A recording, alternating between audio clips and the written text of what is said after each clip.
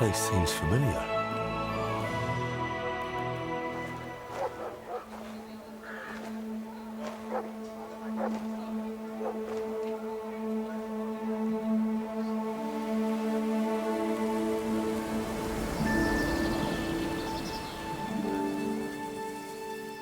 Henry, look.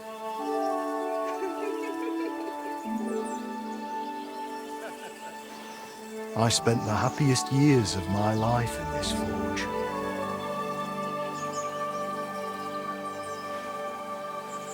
It's such a shame to see the old place just left like that to...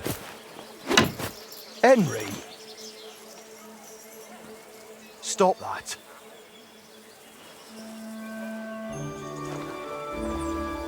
Come on, we still have to go to the market.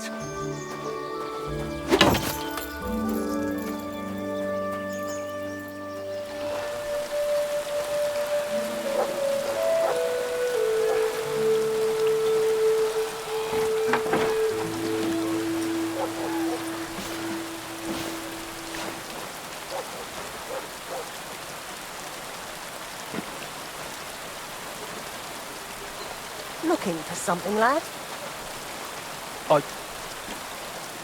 I was just... You won't find nothing here no more. Let's move along. Forgive me. It's just that... I remember this forge from my childhood. When I was a boy, my pa, Martin, brought me here. Wait, Martin? My husband had an apprentice called Martin. That was your pa? He was my stepfather, but he raised me as his own. That doesn't surprise me. Even as a lad, I could tell his heart was in the right place. How's he doing? Unfortunately, he died. I'm sorry to hear that. My God, Martin's adult son? Time really does fly. He told me back then he spent the best years of his life here. Aye, aye. Those were good times, true enough. What's your name? Henry. I'm Magdalene. It's a pleasure, Henry. Care to come inside for a chat? I've a fresh pot of soup on the stove if you're hungry. I can't refuse an offer like that. Glad to hear it. Come with me, then. I'm glad you like it. Just like Ma used to make. Back when your pa used to apprentice here, my Skodder's forge was the finest in Kuttenberg. Only then out of the blue he fell ill and I lost him. Everything's been downhill since then. His apprentices left and the blacksmith's guild couldn't decide who to assign the forge to. Before they could make a decision, the forge's attic burnt down. I was visiting my sister in Visokar at the time. She's with the Lord now too, poor thing. I was left here all alone, on jointure. This room is the only one that stayed unscathed for the most part. How did your husband get ill? Out of the blue. He started coughing, got weak, then lay down, and never got up again. It wasn't the plague, but something nasty nonetheless. I'm sorry to hear that. What can you do? Such is life, lad.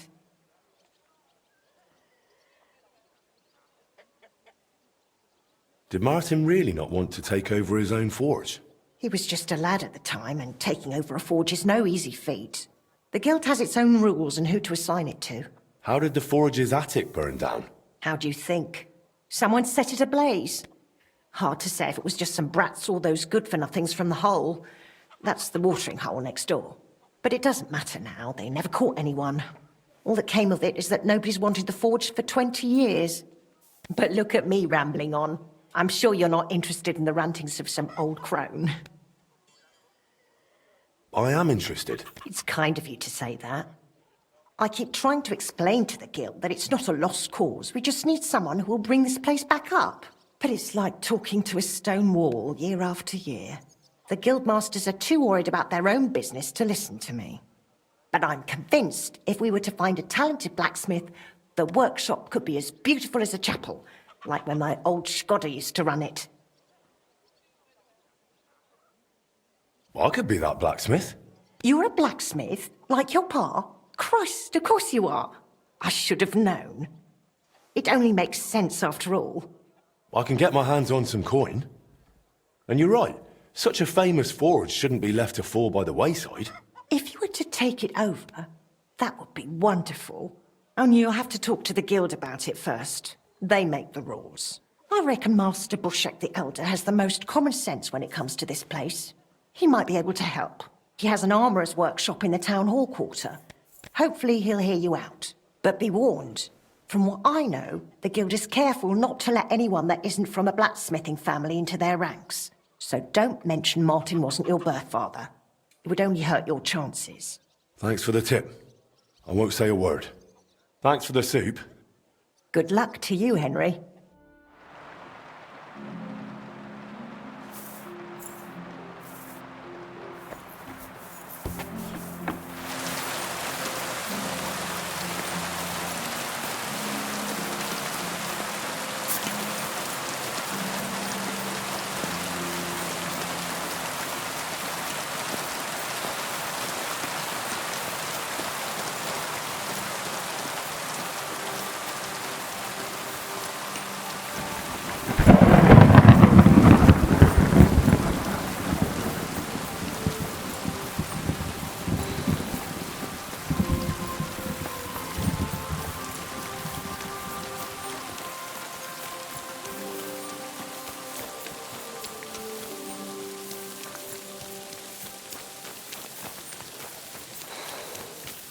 Keep close to the others.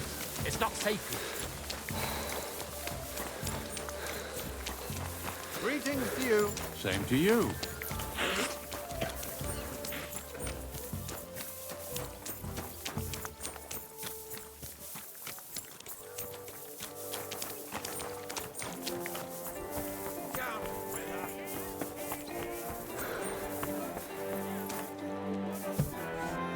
My respects. It's good to see you, lad. Morning. Master Bushek, Aye?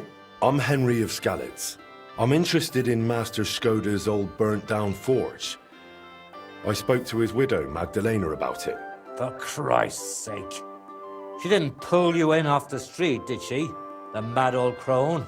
Well, more or less. Old age must be sad. All I can tell you about the forge is the same thing I tell Magdalena when she bothers me about it. Even getting the building back into its original state would mean pouring a fortune into it. I'd take care of the money. Aye, but only a member of the Kuttenberg Blacksmiths Guild can work the trade around here. And you're not a member. Could I join the guild? It's not that simple. The guild is a private society made up of Kuttenberg burghers, and the other masters aren't too trusting when it comes to outsiders. So I reckon they won't be too keen on the idea. How could I convince them? That's hard to say. But maybe you'll make a good impression. But first, you'll be required to meet 3 conditions. Which are? First, you have to come from a respectable family. Second, you have to have blacksmithing experience.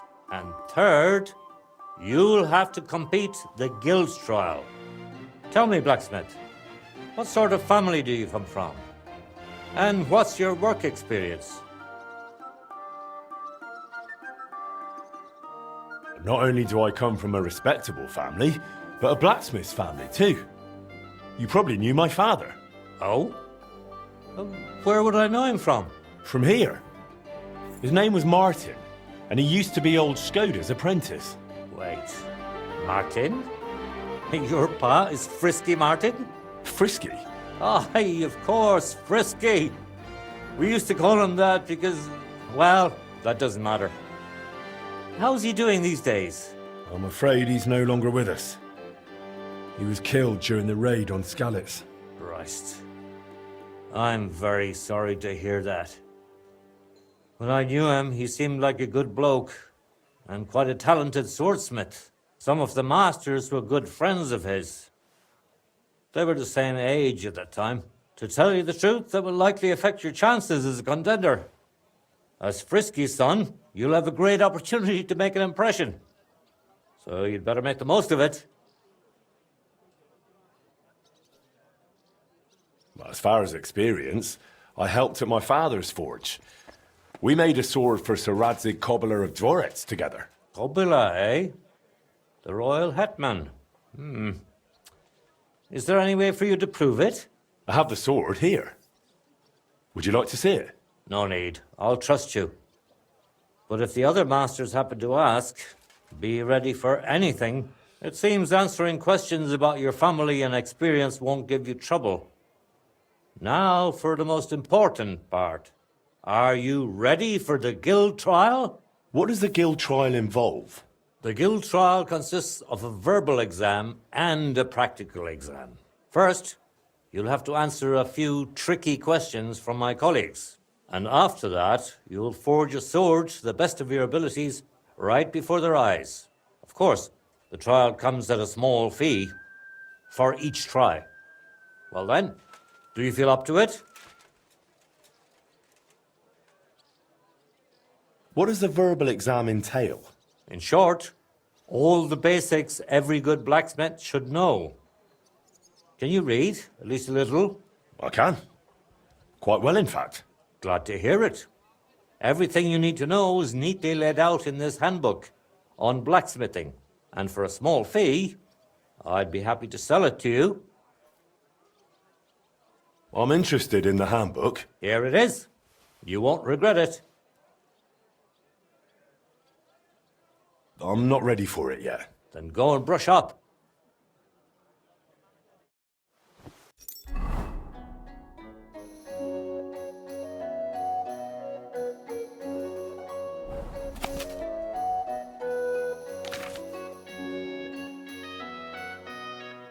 My young apprentice said there was some sort of commotion when I wasn't here. Aye, there was. Well, About the guild... yes, I'm ready. great. But I'm afraid we're not. It will take some time to get things ready. We'll meet tomorrow at noon below the astronomical clock on the square. I'll take you to the guild forge, where the trial will take place. And one more thing. If you'd like, you can wait for the trial here. Just say the word. But first, I reckon you should take a look in that handbook. I'd like to wait here for the trial. Very well, then. We have plenty of room.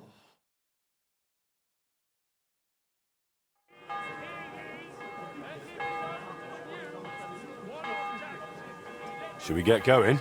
I believe it's high time. Don't even bother looking at that old clock of ours. It's been stuck for 30 years.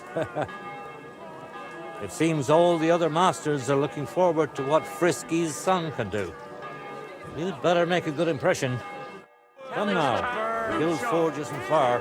We'll just pass through the lower market and we're there. Did you get a chance to study the handbook? Of course. Mind if I test your knowledge a bit along the way? What colour is a properly heated workpiece? Straw yellow. Of course, straw yellow. What else? I have one more question. Good day. Why do blacksmiths whistle Come while and they're take your hammering? pick. New wares? To keep rhythm. Exactly. It's so they can keep rhythm. Wonderful. It seems you really did prepare. I reckon the others have a lot to look forward to. A good blacksmith should never stop learning.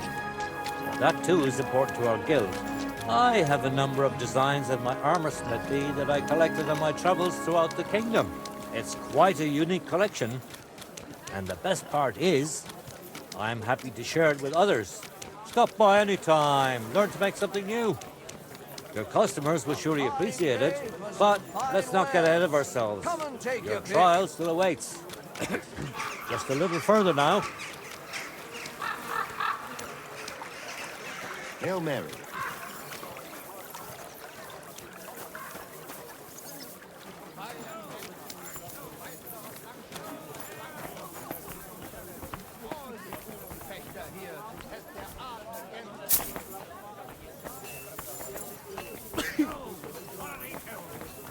Ich bin ein Meisterfechter.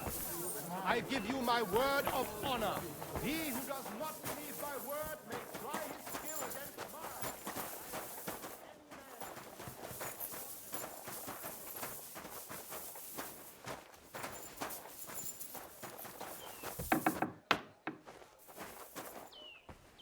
Shall we begin? We welcome young blood. Well then, are you ready for the trial? I'm ready. We can begin. Honored friends, masters of the Blacksmith's Guild, let me introduce the newest adept of the Master's Trial, Henry of Skalitz. So, this is old Frisky's lad. I can hardly believe it. Aber I do not see much of a resemblance. Vielleicht ein wenig. I do not see it. Aye, aye. Frisky here, Frisky there. All that talk about not taking in outsiders, and now you've gone and flipped it all around. Martin was a good bloke and an excellent swordsmith. If Henry here is anything like him, he'd be a welcome addition to the guild. Genau, genau. Look, I didn't know this Frisky fella of yours. I'm more interested to see what the lad can do than who his pa was. We'll see what he can do shortly. Just to be clear, let me repeat what the trial entails. In the first part, the verbal examination, he will receive 3 questions. He must answer all 3 of them correctly in order to pass. If he makes a single mistake, this part of the exam is considered failed, and he won't get a chance to correct himself. After the verbal examination comes the practical one, where our adept skills will be tested. And if he is successful, he'll become one of us. Let's begin with the first part of the trial. Who would like to ask Henry the first question? I'd like to ask Henry if sparks while forging are a good or bad sign. That depends. When you're hammering the piece, it's a good sign. But when you're heating it up, it's a bad one. Correct? I knew you wouldn't be fooled. Let's move on to the second. Say, Heinrich, how can you tell you have made progress on your workpiece? By the shape. That's right. Correct. Last question. How about, why do blacksmiths whistle while they work?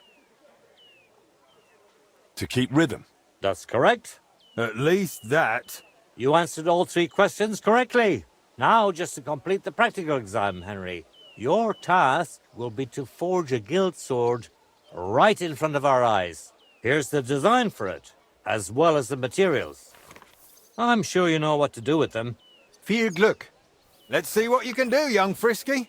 Let's see, then.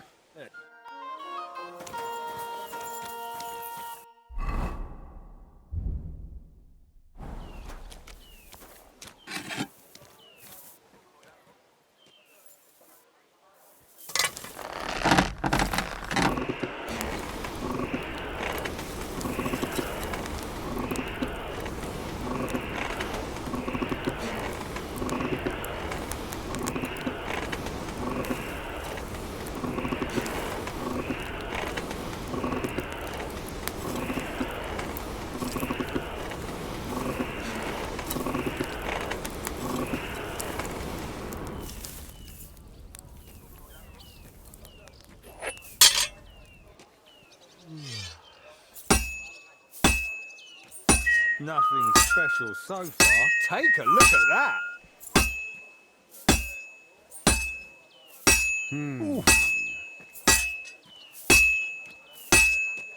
Genau.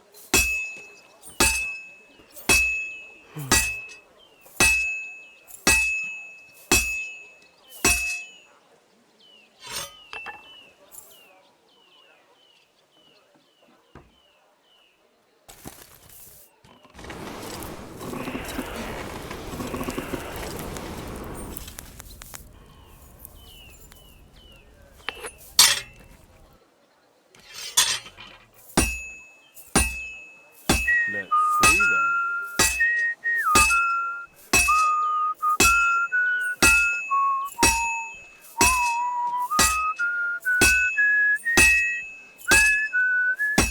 Just like Martin.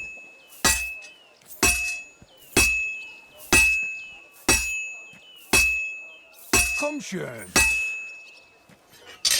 Stärker.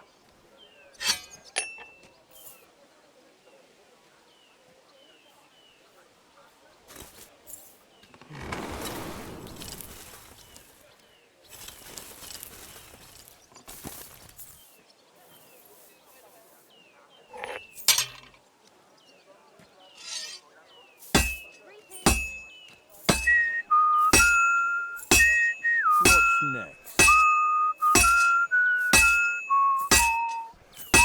It looks like the lad has a firm grip.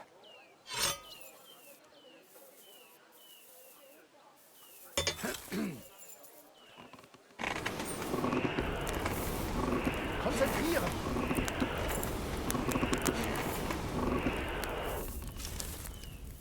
Jetzt vorsichtig.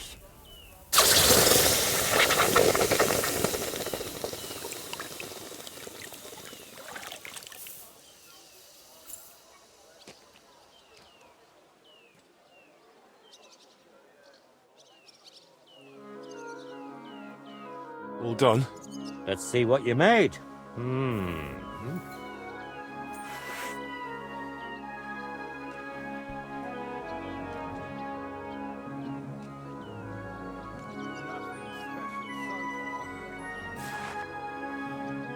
Excellent, Henry.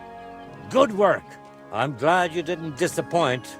Honored friends, masters of the Blacksmith's Guild, Henry of Skalitz has successfully completed the trial. Let us head for the guild hall for the acceptance ceremony.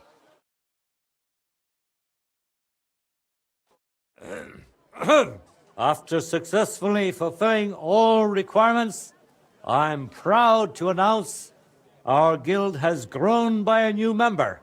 Approach Henry of Skalitz. Kneel. Swear for the first time on your honor and by God Almighty that you will defend the interests of the Blacksmith's Guild of Kuttenberg. I swear. Swear for the second time that you will protect all secrets entrusted to you by the Guild. I swear. And swear for the third time that you will always act honestly and God-fearingly to spread the esteem of our guild among the people. I swear. Now hang your guild sword next to those of the other masters. Go on, What's it going hang to up that be? sword.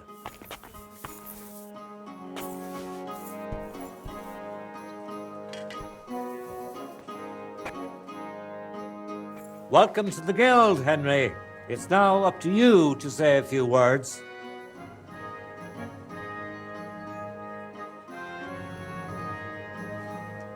I'm following in my father's footsteps. Even as a lad, when I watched him by the forge, I wanted to be just like him. A real master blacksmith. Today, thanks to you, my dream has come true.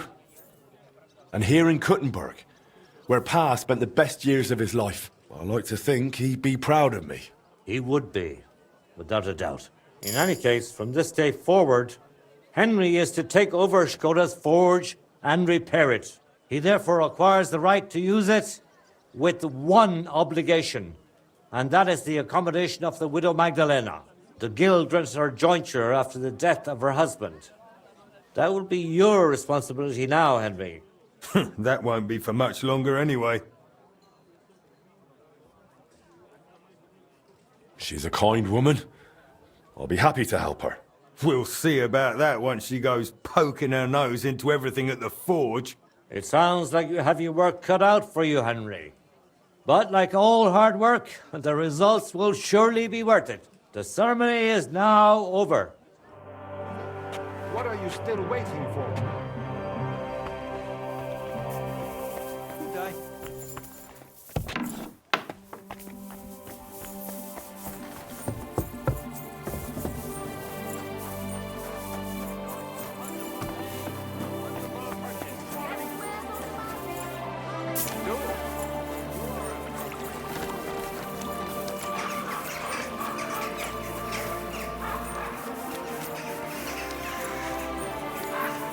Gelobt sei Jesus.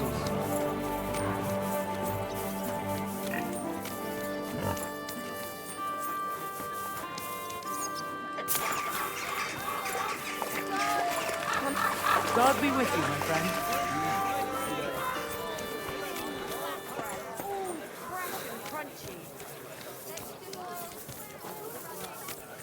God, what's taking so long? Organising another collection for repairs, fortifications. Are they out of there?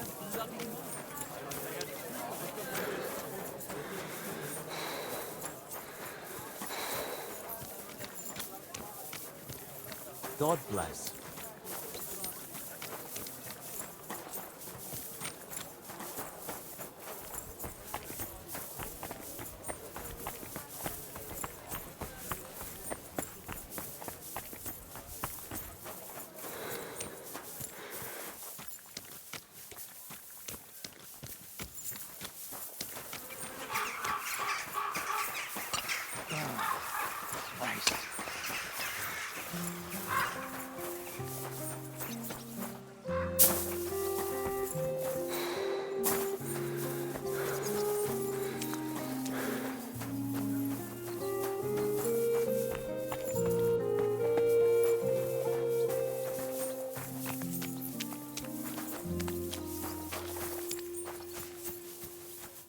Good news. I gained the right to use the forge. Wonderful. Finally, we can make some progress here. I'm just worried that once you see the mess inside, you'll turn on your heel and run. Why would I run? I'm just joking. But make no mistake, you're in for some hard work. The house will have to be cleared out first before you can do anything else. The forge, as well as the floor above. Clear the rubble, put it in sacks, take it outside to the wagon, pick up the things laying around, sweep the floors. There's much to do, and I'm afraid I won't be of much help. My back isn't what it used to be. One bad move and I'll stay hunched over like an old crone. I'm sure I can manage. I hope so. Looks like you have some strong hands and that you're not all thumbs. But first you'll have to get inside. The entrance from the street is blocked. A beam collapsed. I'll figure it out.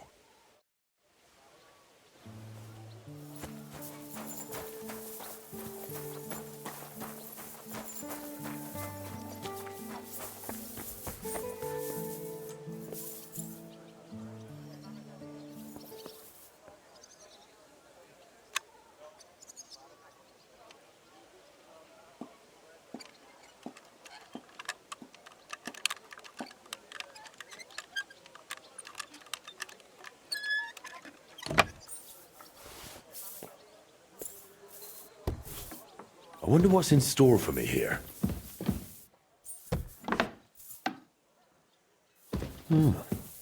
This looks like it was an apprentice's room.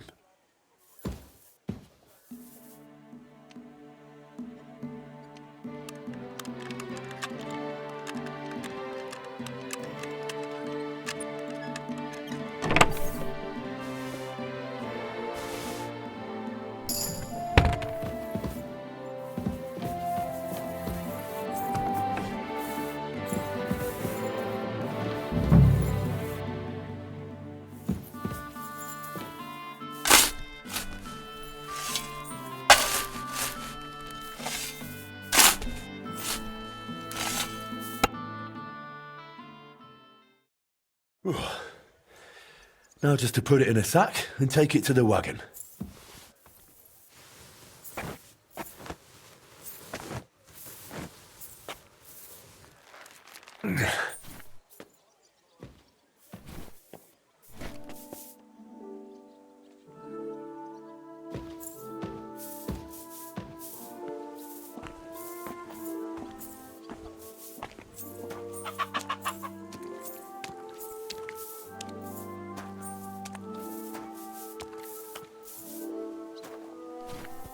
Whew.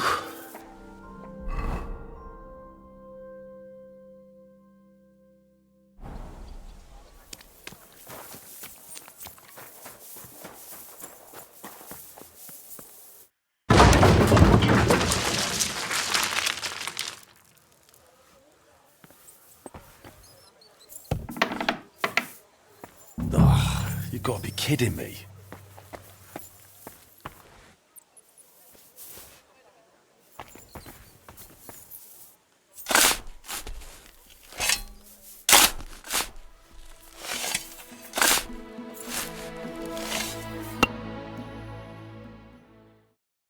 Whew.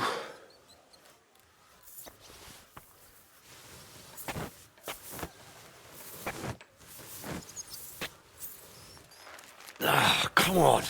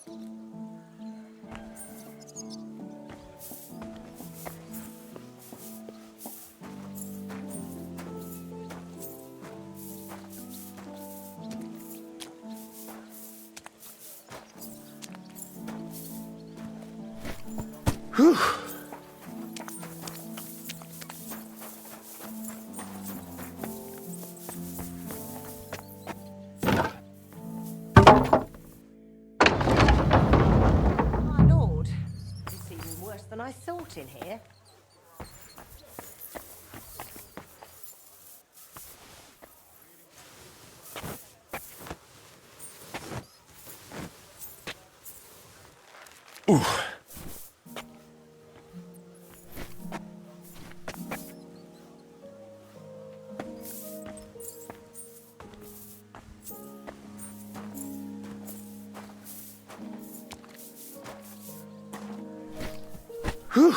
Those sure look heavy.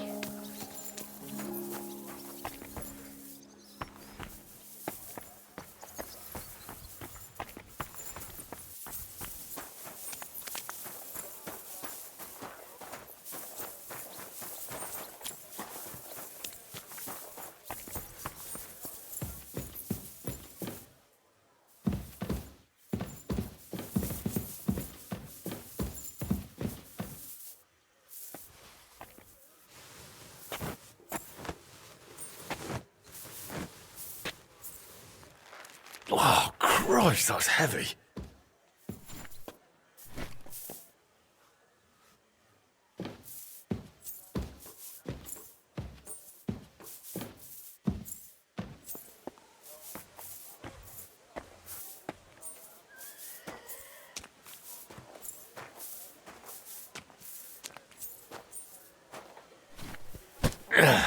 Carrying those heavy sacks up and down the stairs, I couldn't handle it.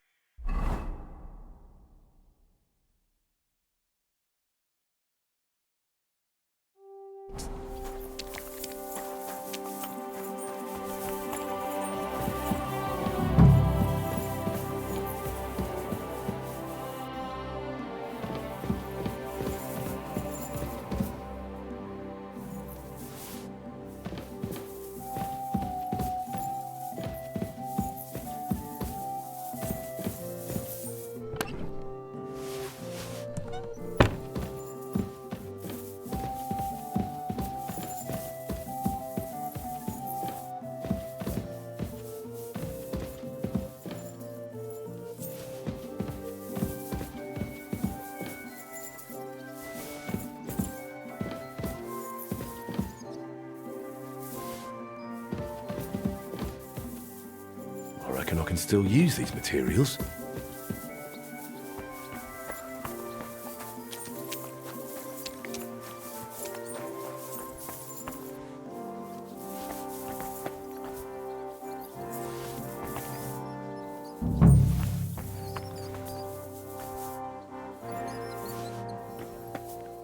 Some of this is bound to come in handy.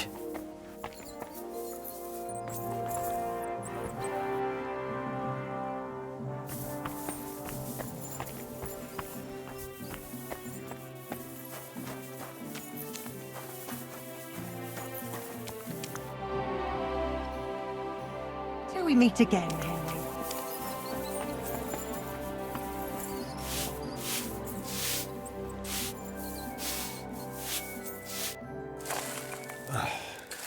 Looking better already.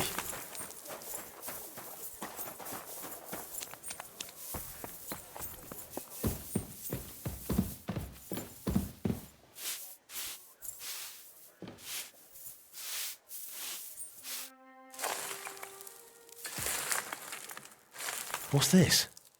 It has Martin's mark on it. I'll have to ask Magdalena.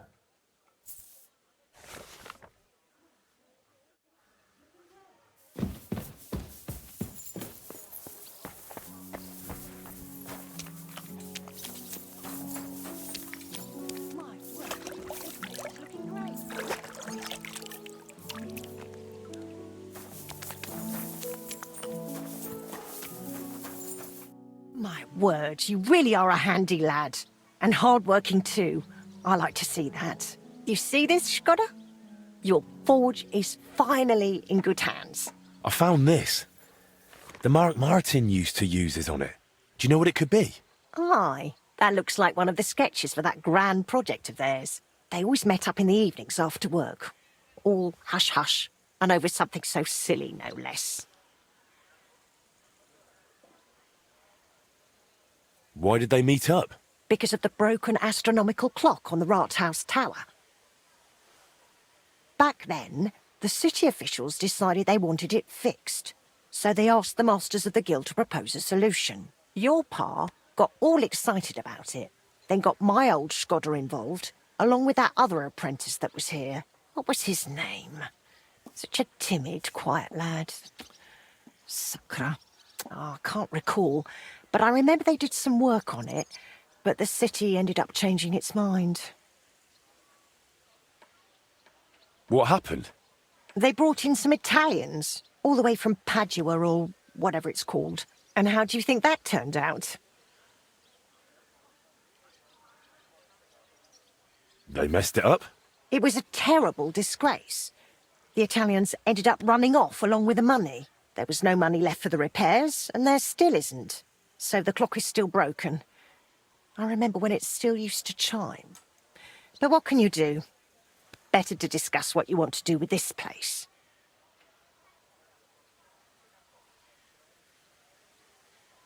I want to get the forge running again. All right, then. Come, I'll show you something. This was Skoda's table. He was always sketching something, planning repairs. He could stand here for hours. It was his favourite spot. And now it's yours. It's an honor. I think there's just one thing left to do. You have to put up a shop sign. So your customers know where to go, right? Have a look at the plans here.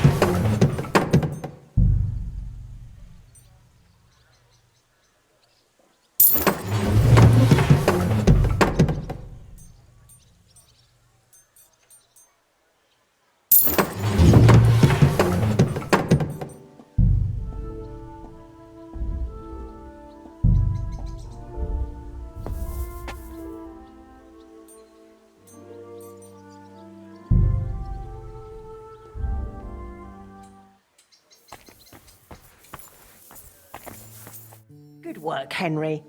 I didn't think I'd see this fire going ever again. We'll get this place up and running again. Now that you're officially open, why don't you forge something for me? What do you need? Nothing difficult. My old axe broke. It It served me for many years, even after he died. Only now it's all worn down and crooked, so it's not good for chopping. Why didn't you get a new one in all those years? Someone from the guild would surely be happy to make you one. Probably for free. I don't need their charity. Besides, if you're even half as talented as your pa was, this should be child's play to you, no? Of course. You can count on me. And don't forget to sharpen it too.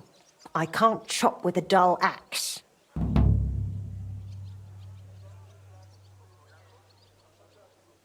I noticed your brooch. It's really lovely. It's a nightingale. Shkoda made it for me for our first anniversary. I used to sing while I worked, and he'd always say, "My little nightingale." It's a real masterwork. It's mainly a keepsake now. Not much of his is left. Just that old axe. And an axe doesn't make the best love token. I'd like to know more about your husband. What would you like to know? How did he become a guild master? Not long after our wedding, he passed the guild exam. He was even offered a choice of 2 forges. There were 2 vacant ones. One in town, in the merchant's quarter, where young Matthias is now, and this one. Everyone was surprised he chose this place. But we figured there'd be more space here. And we were right. People didn't mind walking outside the walls once they saw the big, fine smithy we built here. As our smithy prospered, Shkoda's influence grew, not just in the guild. He even talked about standing for a seat on the council. But he didn't live to see it. How many journeymen did he train here? Well, not all that many, to be honest. He started with some lad called Yaneba from Petch. But the boy couldn't take Shkoda's high standards and left. My husband was a strict man. I can't remember a single apprentice who stayed longer than 6 months. Your father was an exception. Him and the fly. The 2 of them stayed together here 2 whole years. Right to the end. That says something about their skill. They were just fine smiths, and Shkoda held them in high regard. What happened after he died? It's all a bit of a blur. I don't really remember that time too well. It all happened so quickly. He fell ill, took to bed, and 3 days later we were laying him out. Suddenly the smithy was full of people. The guildmasters arranged the funeral, the councillors came to offer condolences. The journeyman disappeared without a word.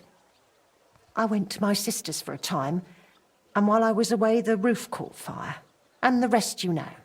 I was left here all on my own. Would you tell me something about Martin? Gladly. What would you like to know? What was Martin like when he was young? He was a well-mannered boy. I didn't know him outside the forge, but by all accounts he was quite a rascal. Word was, he never missed a chance for mischief. He was always betting on something. Even tried it on with my Shkoda. He eventually talked him into a wager. I don't even remember what for. That he'd leap the brook down on Bach. He took a long pole and said he'd vault right over. It seemed like a clever idea, but the pole snapped in 2, and poor Martin plunged straight into the water. Shkoda called him Frisky from that day on.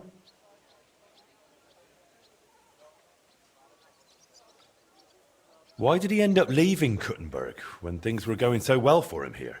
If only I knew. One day he was still here, comforting me, saying everything would be all right. And the next day, he was gone. Didn't even take his things. I asked after him at the guild, but no one wanted to say anything. I often wondered if he'd got himself into trouble somehow. But I never did find out what it might have been. And I doubt we ever will.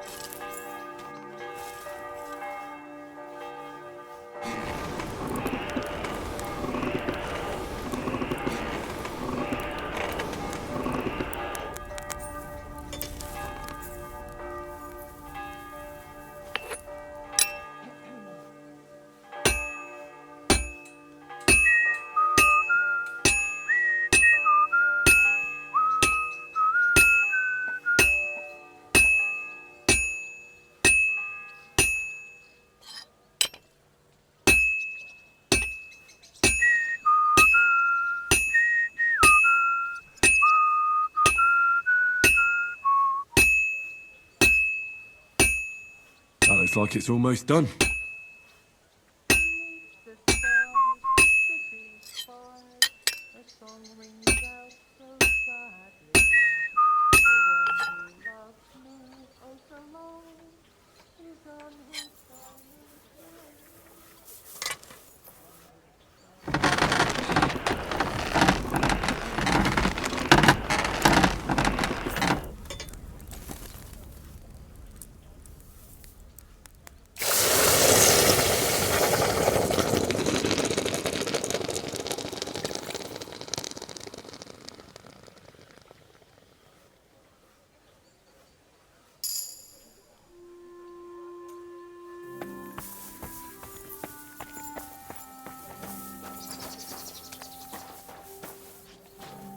Good day.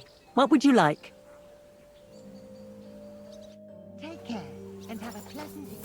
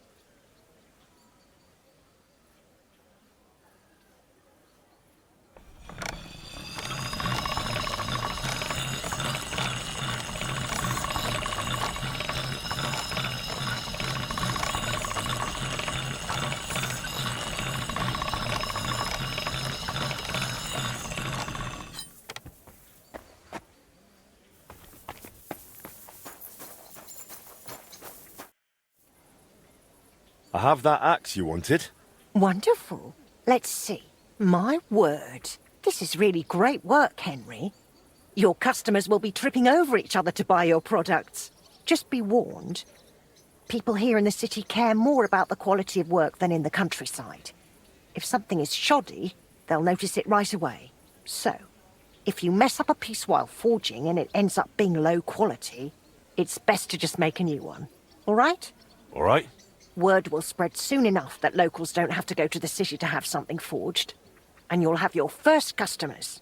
Everyone around here knows me, so sometimes they might come to me with orders. I did the same for my husband back then. Does that work for you? That works for me. Glad to hear it. As long as it doesn't bother you. Why would it? On the contrary, I'm glad. I'll help out around the house, and I'll be happy to help with this too. I don't get out much, so I have all the time in the world. Oh, and one more important thing. You can also sell pieces you forge on your own, without anyone ordering them. There's a storeroom past the left door under the archway on the street, where you'll find a chest you can put products in, and I'll do my best to sell them. Here's the key to the chest. I'll hold onto the money for the products for you, so feel free to ask any time. Where did you say the chest is? In the storeroom. It's the left door beneath the archway. You can't miss it. You've taken on quite the workload, Magdalena. I don't mind. All the movement keeps me young. In the meantime, you can focus on getting in good with the guild. What should I do? The guildmasters are an eclectic bunch. They all like different things. It would be best if you try to be on good terms with everyone. They'll appreciate you, and you'll forge all the more. For example, Boris of Brod loves nothing more than rolling dice. If you offer him a game at the Guildhall, I'm sure he won't refuse. He used to be one of your pa's best friends.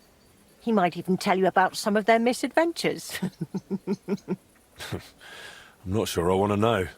Oh, yes, you do. Don't lie to yourself. Shall we meet again, Henry?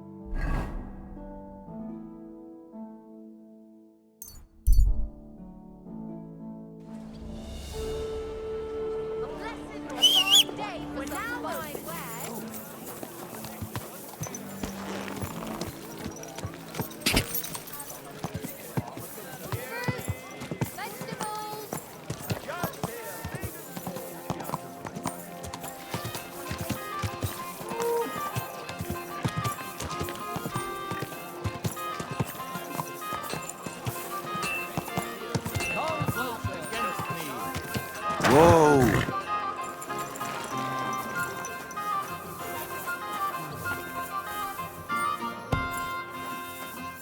Good day to you. If it isn't our newest member, Henry. What brings you here? Well, I was just passing by, so I thought I'd stop and greet you. That's nice of you. How's the forge doing? Pretty well. I'll clean things up. Soon it'll be good as new. Well, best of luck to you, lad. Us guildmasters have to support each other, you know? Work together, like friends. By the way, Magdalena mentioned you like playing dice. Aye, that's no secret. Anytime, any place. What about you? You like rolling bones? Of course. Glad to hear it. Fancy a game now? What game would you like to play? Courtiers for me. Let's play.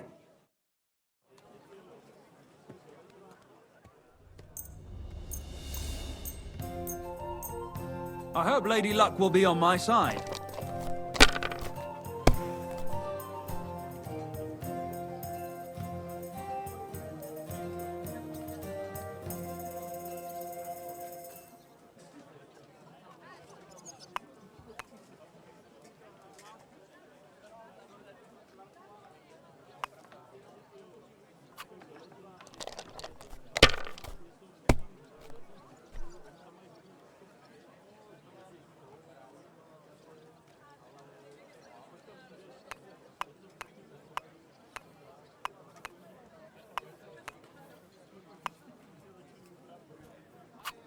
If I was you, I'd take it.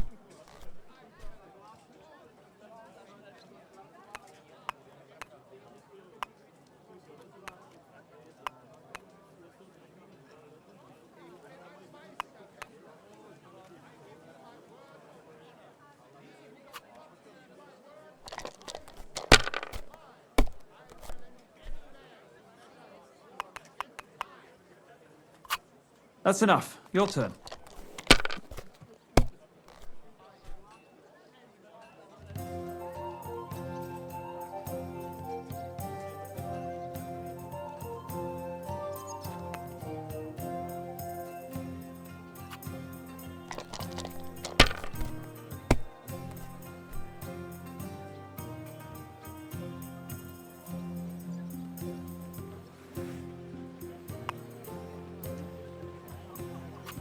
Well, you're not afraid of anything.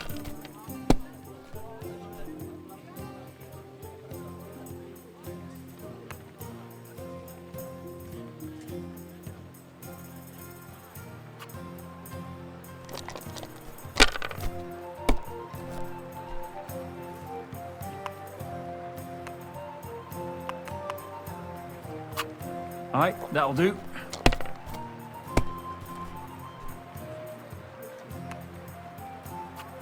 These ones here.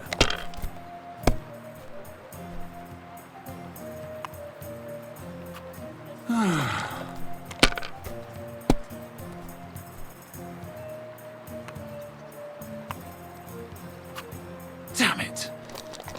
They're yours, lad.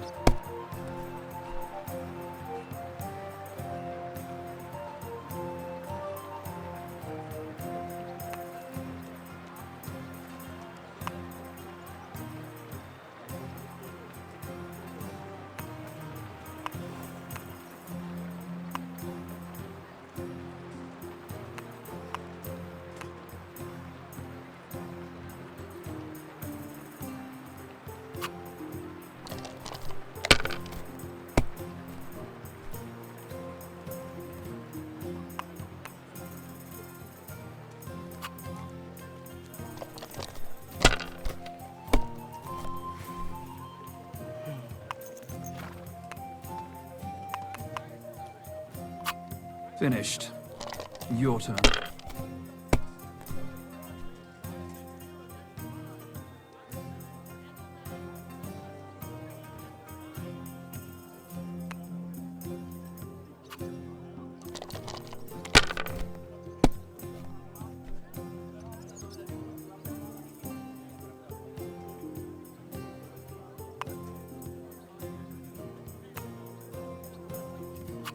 Have you lost your mind?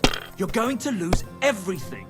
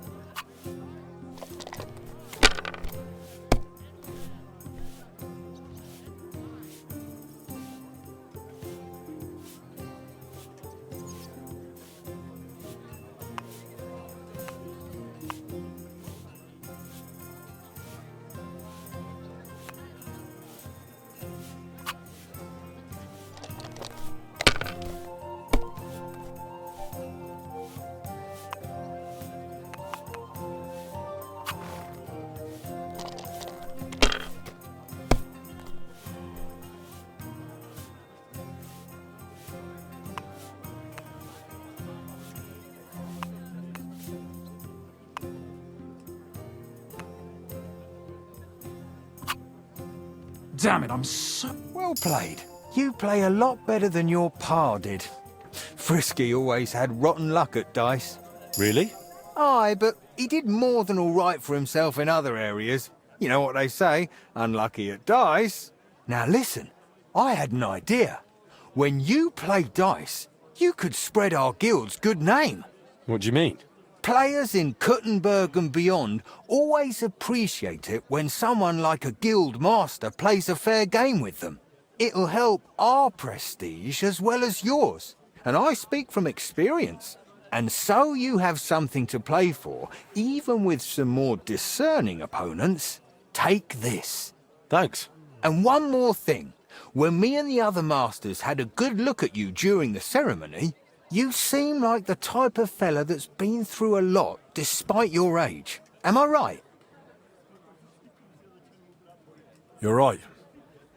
You could say I'm a bit of an adventurer. And that's just the type of bloke I need. Just so you understand, us fellas at the guild are craftsmen, merchants. There are some troubles we can't solve without outside help. And now that we have someone like you, we might not have to go looking for it elsewhere. What's this about? A shipment of materials that got stuck somewhere on the way to Kuttenberg. One of our German masters, Klaus Eichner, wanted to discuss it with you. Go and see him. He can tell you more. Wait a moment. I wanted to ask you about Martin. Did you know him well? Of course I did.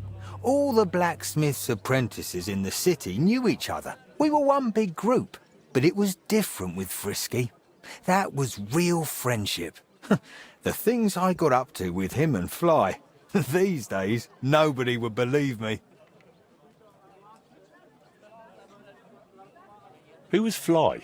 A fella called Stander. He used to apprentice with your pa at Skoda's Forge. Folks used to call him Fly because he was always calm, quiet, kind of like a fly on the wall.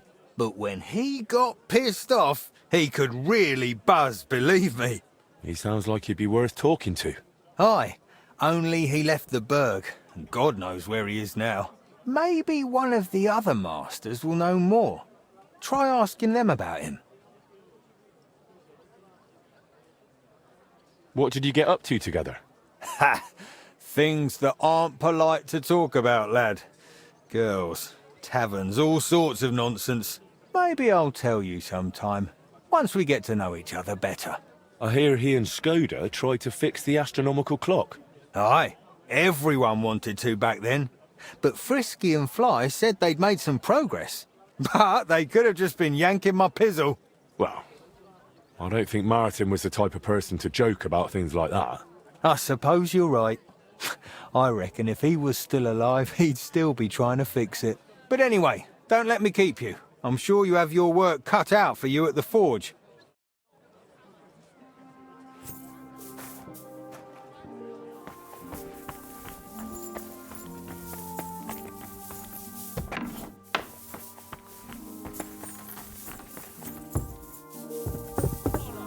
He who does not believe my word may try his skill against mine. I challenge any man.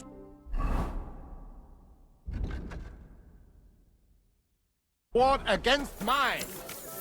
Dude, you are a brave man. Good day to you, sir. Grüß Gott. Gather round. You won't Vegetables! Horseradish Come and here, shop here. delicious We've got enough horseradish. for everyone. Come and get some wonderful horseradish.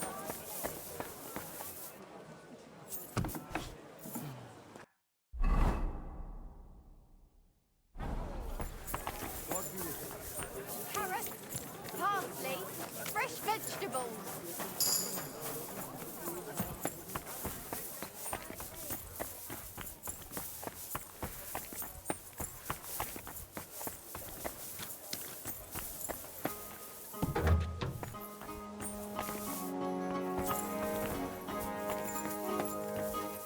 Greetings to you, Brother Smith. Boris mentioned you wanted to discuss something with me. And what is it he told you? Not much, but I understand you're having some sort of business troubles. Good, good. But before we speak, I have to ask you something. And please be honest. Is Martin the blacksmith really your father, junger Mann? Why do you ask? Don't you believe me?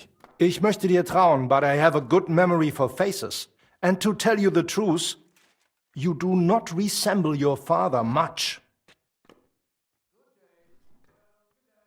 Martin was my father, and he lived with my mother in Silver Skallets. I'm afraid I don't know much about what he did before then. He took me here to the city once, but I was just a lad then. Yeah, good. That is enough for me. Bushek trusts you, Boris trusts you. Why would I not trust you? Now please follow me. We can discuss the rest in private.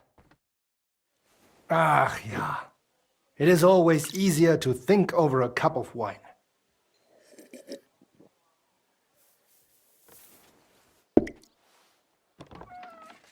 So bitter und so süß wie das Leben selbst. Why did you... Gott segne dich, Klaus. Oh, verzeih, I did not know you had a visitor. Nichts passiert, mein Bruder. Allow me to introduce our newest member, Master Henry. Henry, this is my younger brother, Olbert, a royal official. He oversees the customs and guilds of Kuttenberg. Pleased to meet you, sir. Ja, gleichfalls, Meister. Do not let me disturb you. We shall speak later, Klaus. Auf Wiedersehen, meine Freunde. Good. Now you know my brother as well. He is a man of strong principles. The guilds do not have it easy with him. Your brother is a nobleman. He looks highborn. Nein, not at all. We have the same father. But I was the one to inherit his forge and place in the guild. Albert had to pave his own road. Everything he has achieved is thanks to his ability to deal with people. So he's our ally. We can trust him. That depends. He is an honest man, but he will not give us anything for free. Things used to be simpler with him. Nevertheless, while the world may change, problems stay the same. And you are the one I chose to help me deal with them, junger Mann. I'll be happy to, if I'm able. What is this about, Master? You may not know this, but it is my job to guarantee the guild can do its work without interruption, and that the goods get where they need to. Surely you know our work attracts all sorts of undesirables, right? Did something go missing? Someone got robbed? If only it was just one someone, junger Mann. And I'm afraid we will have to sort this out ourselves. If something happened, why don't we turn to the bailiff? Because things are more complicated than they seem, junger Mann. Look, this city may belong to the king, but it is controlled by rich foremen and trade guilds. While ours may be among the most influential, that is precisely what upsets many people and arouses envy. So the bailiff wouldn't help us? Natürlich hilft er. But the question is how long it would take and how much merchandise we would have left over. What are you implying? Only that there are many who would wish harm upon our guild. What's more, ever since the army arrived in the region, every dirty deed is blamed on deserters and Trabants. Are you saying they're ambushing our wagons on purpose? Ja, genau. And it is getting harder and harder to save what we can. That is why I wanted to ask for your help, junger Mann. I'll be happy to help. Where should I go? I see you are not afraid of anything, mein Freund.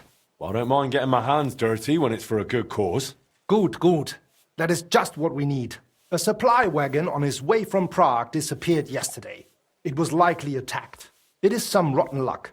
There was nothing particularly valuable, but the foreman had guild documents with him for transferring property. Do you suspect someone? Hard to say. I do not know yet.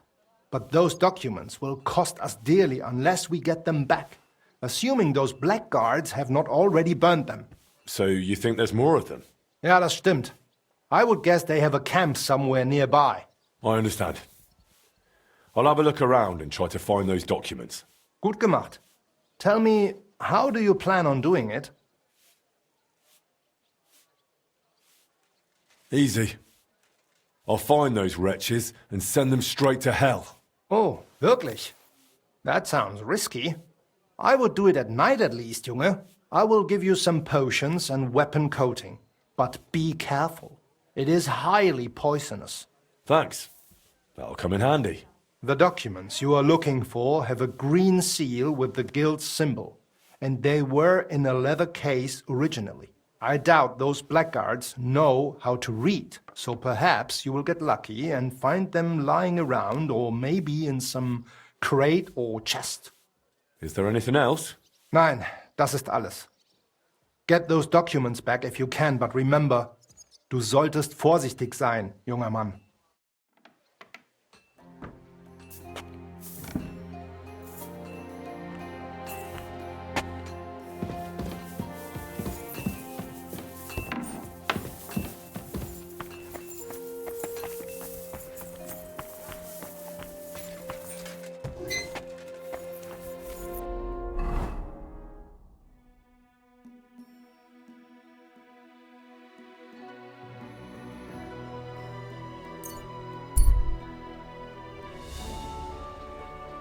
Hail Mary.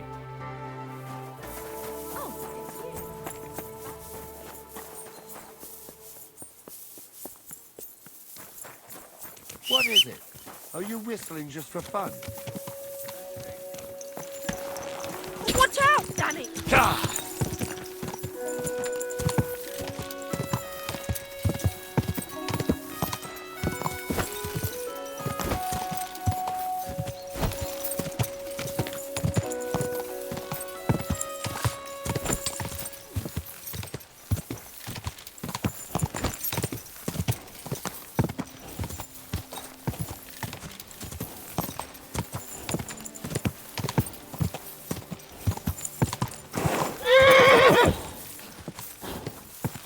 Quick!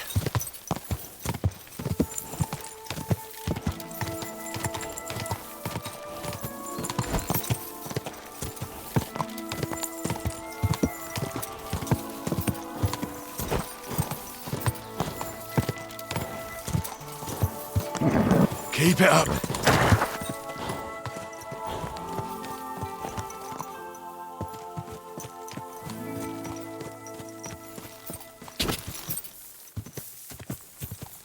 Quick!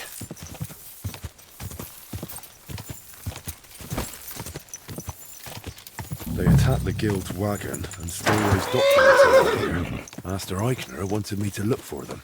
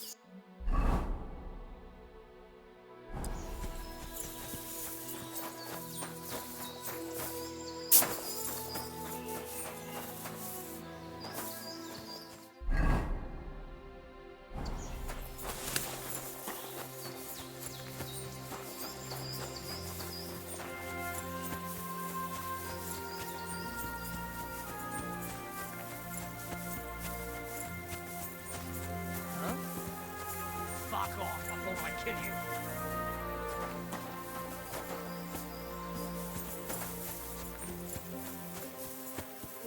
Yeah, I'll see you right now.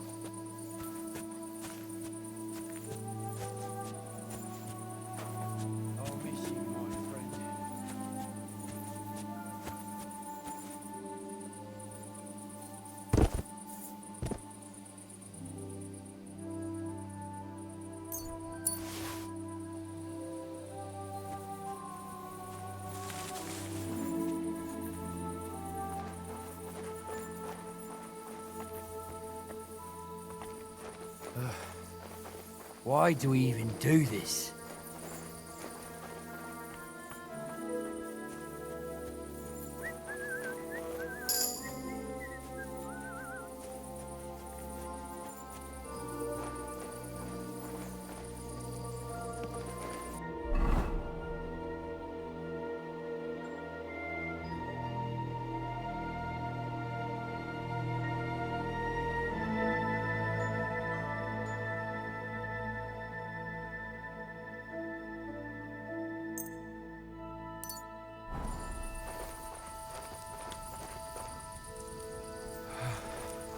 The best of us.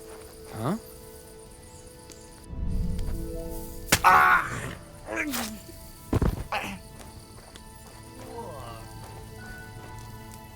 I'll help you. Alert! Alert! I'm all yours.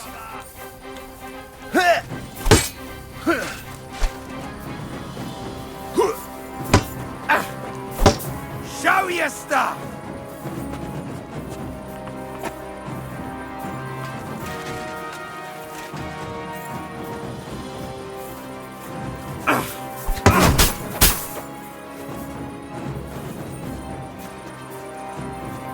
Oh, my stomach!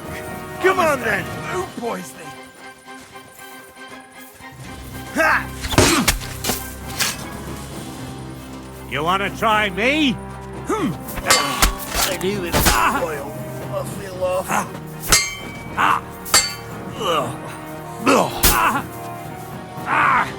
Fucking hell!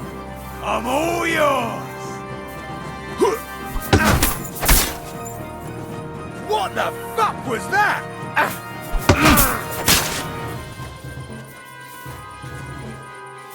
What do you want?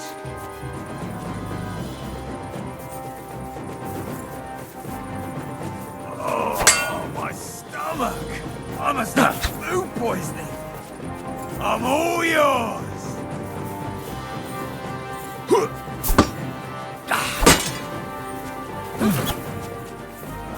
You want to try me? Yield! I knew it was Jesus Christ! We're gonna gut you, you horse-on!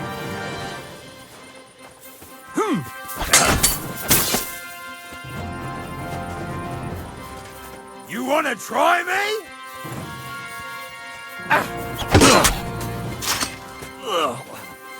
I think I got a puke. No chance! Must have eaten something bad. Oh, my stomach! I must have food poisoning. I'm all yours! I knew it was oil. I feel awful. Fuck you!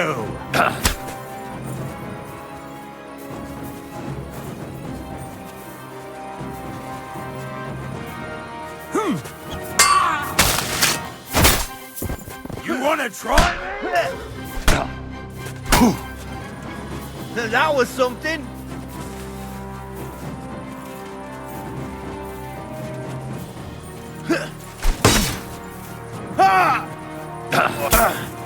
Oh, my stomach! Food poisoning!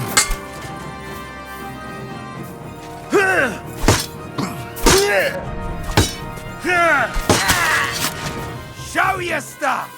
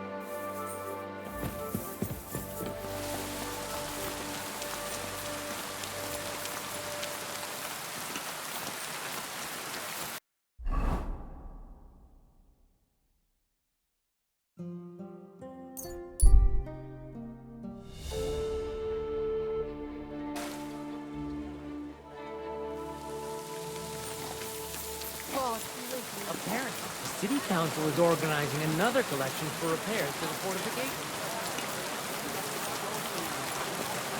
Why? The taste is cold.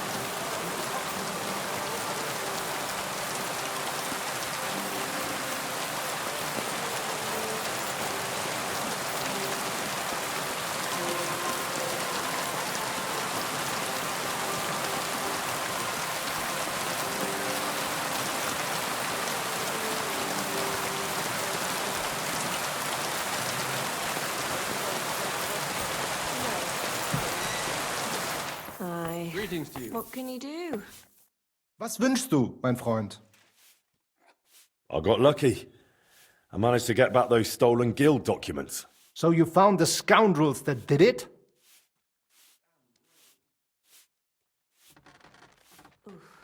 Aye. I took back what they stole, then I took care of them. Good. But like I said, it was a needless risk. You should have left that up to the bailiff. Now, show me the documents. Here they are.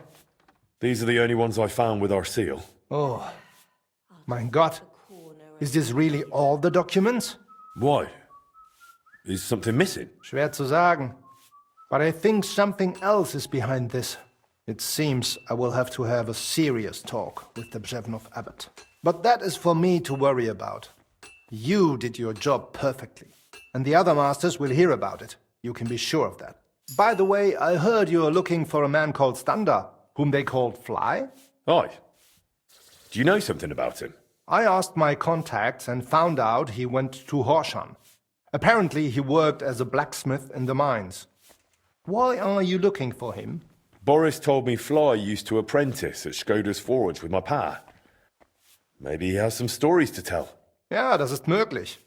I do not remember him much, but it has been a long time.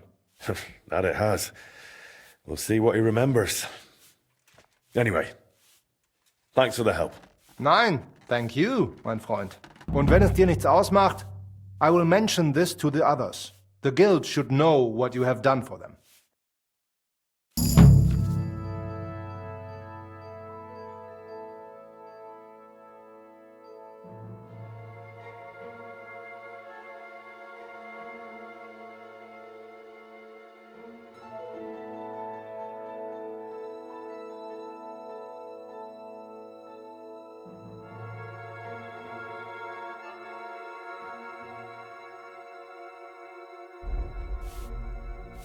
Willkommen, mein Freund.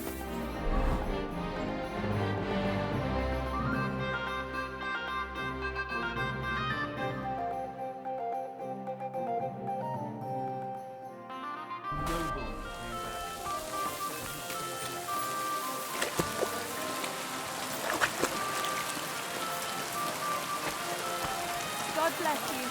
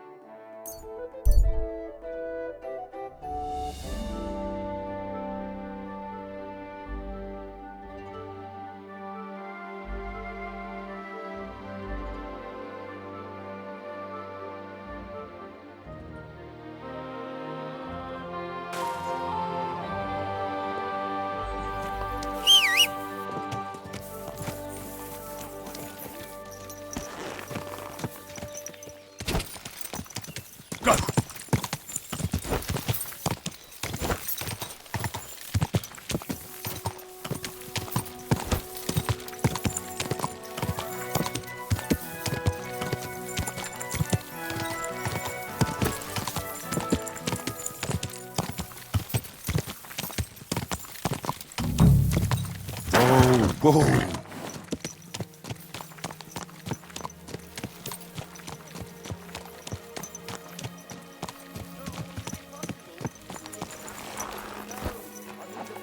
Shagging the nuns? Said lets his monks only? Wait. Do you think? God! No! That's not what I meant at all. That fucking sodomite! These are royal mines. You can't be here.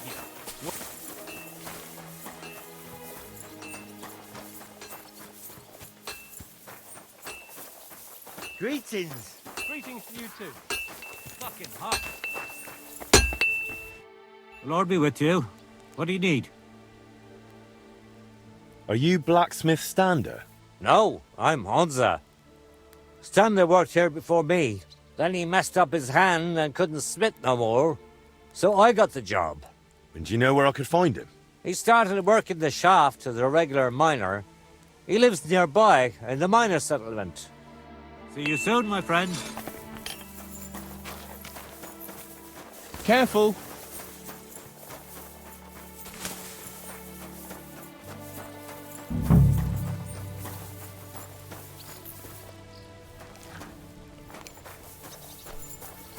Christ, what?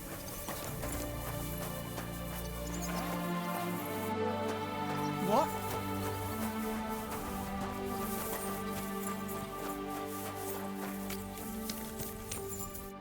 Are you Stander? Who's asking? Henry. I'm Martin's son. He used to apprentice with you at Skoda's Forge. Martin? Christ, I haven't heard that name in years. How's he doing these days? I'm afraid he's no longer with us. Ah, I'm very sorry to hear that. We used to be best friends. So I've heard. Christ, what a day. What a day. Is that why you came here? To tell me he's dead? Well, I had to tell you, but I also have something to ask of you.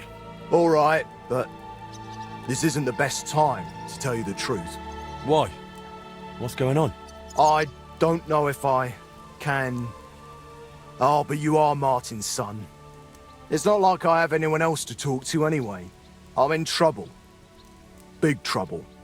I fell on some hard times as of late, so I borrowed some money from one of the guards here.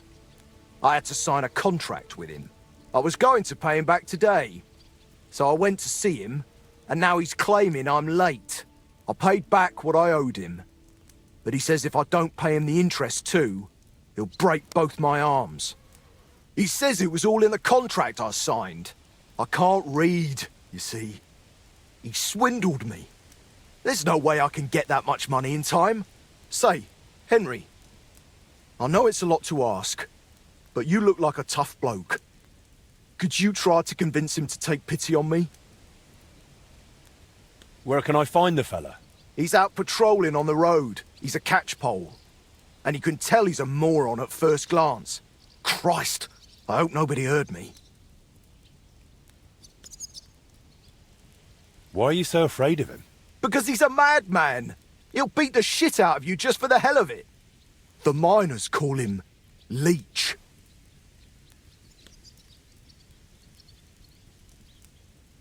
I wanted to ask you about the Kuttenberg astronomical clock.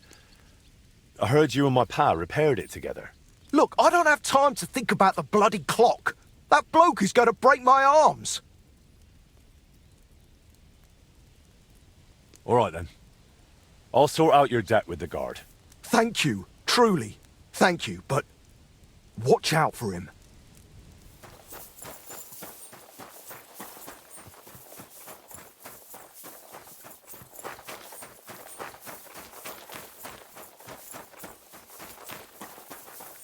I'm always glad to see... Stander said you want some money on top from him. And what's it to you? Why should he pay you more than he borrowed? Because he signed a contract. But that isn't what you agreed on face to face, is it? Look, that's between us. Keep your nose out of things you don't understand. Look, he doesn't have that much money. Could we sort this out some other way? Make a bet, maybe? You sure care a lot about Stander, don't you? I don't get it. He's just a grubby, lily-livered wretch. That's none of your business. Will you take the bet or not? You know what? You caught me in a decent mood. I'll give you a chance. I've got a horse out here in the courtyard. Like to ride him around from time to time. And I'm a bloody good rider too. Only being the best around here doesn't mean much. How about you and me have us a little race? I've done my fair share of horse racing, so this should be no trouble. You'll bet some chink, and I'll bet the promissory note. We'll have one race and see who's better. If I win, I'll prove I'm good, and I'll even win a few groschen. And if you lose, you'll give me a promissory note, and Stander will be off the hook. I don't think that's going to happen, but all right. So, are you in? I'm in. All right then. We'll start near the windlass. We'll ride to Miskovitz and back through Pshitoki back to the start. Fastest wins. I'll just call the bloke who'll start us off, and we can set off. All right, lads. We're starting in a moment. No foul play, just a clean race. And whoever gets here first takes all. So get ready and go! Go!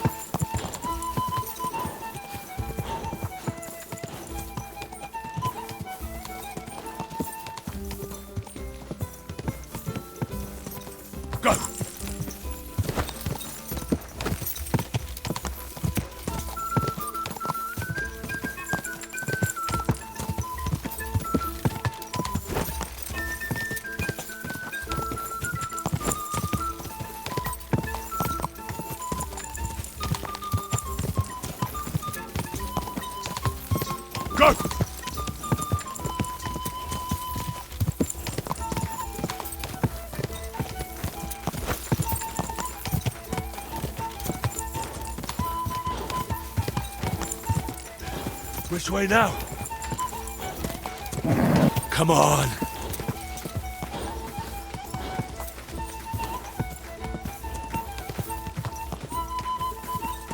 Quick!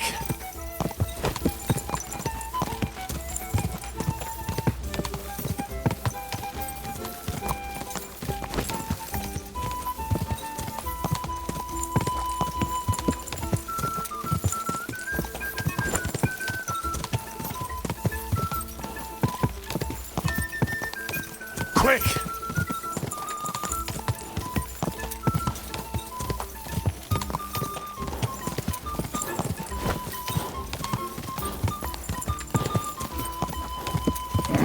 Come on!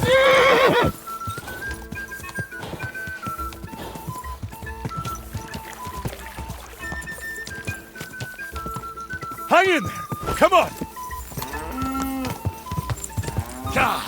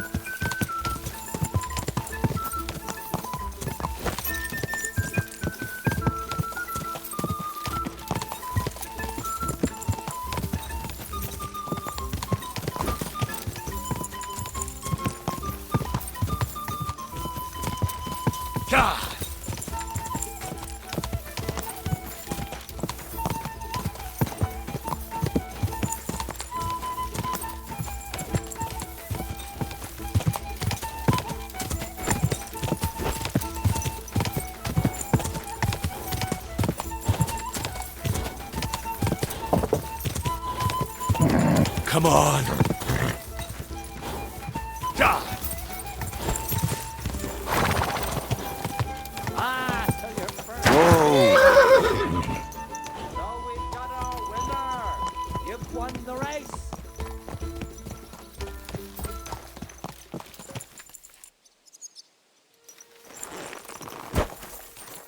That's that. I reckon there's nothing more to say. And if you've got any problem with it, sort it out between yourselves. Leave me out of it.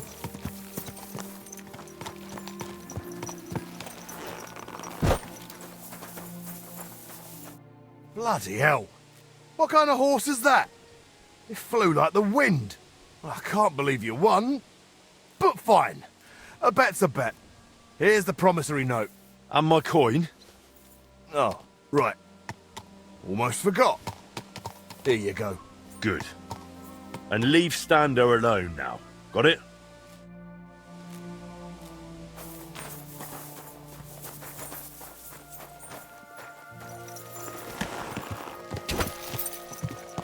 God!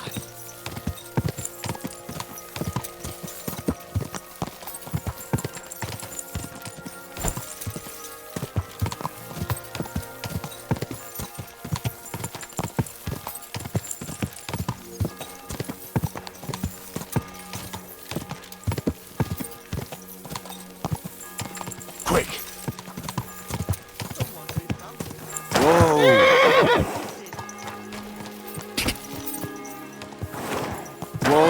Whoa!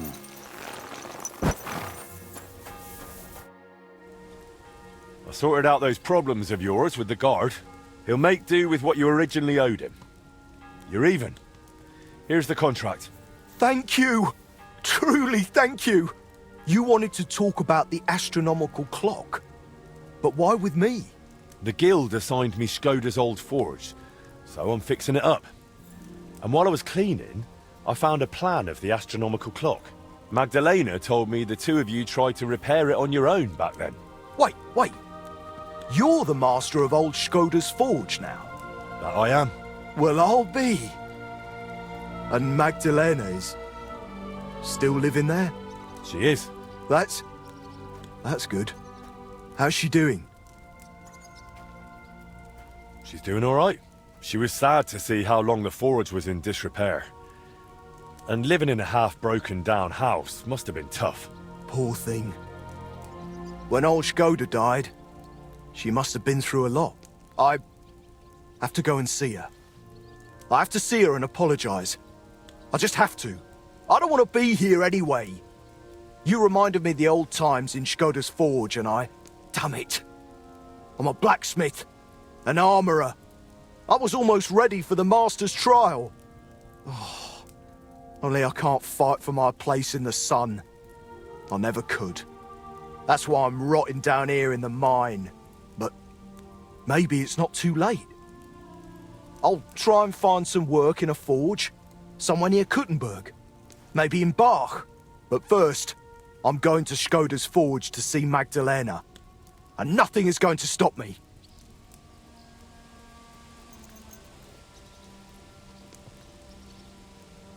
All right, suit yourself. We can go together if you'd like. It'll be faster. Great idea. Let's go.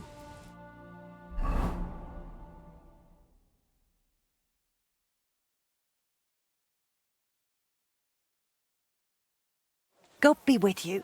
Wait, who? You seem familiar. Magdalena, it's me. Stander. Stander? Oh, that Stander. My lord, you've changed so much. Well, it has been 20 years. I'm so glad to see you. You look great. Oh, please. I'm an old crone. What are you doing back here after so many years?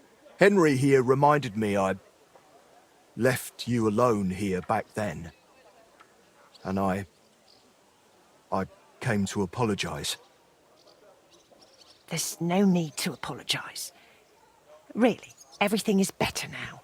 As soon as the fire got going again, it's as if things were back to normal. Oh, just like the good old days. When Skoda died, it's like everything went belly up overnight. What do you mean everything went belly up? Well, everything just fell apart. I found a job in Horshan. Martin stayed in Kuttenberg and Magdalena. I'm very sorry. Really. Stop apologising already. It was so long ago. I'm happy to see you. Really? Yes, really. Now stop your sobbing already, will you? I heard you did something to your arm in Horsham and couldn't smith anymore since. Aye, that's what I get for betting. I bet I could lift a basket full of ore. I did it, but I tore something in my arm. Christ, you men. They took on another blacksmith in my place, and even once my arm was healed, I never got my job back. So I went from armourer's apprentice to a bloody miner. What a load of shit.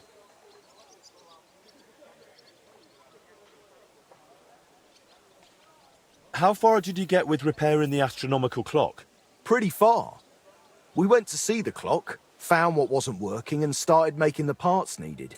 Aye, I remember the sound of hammering long into the night.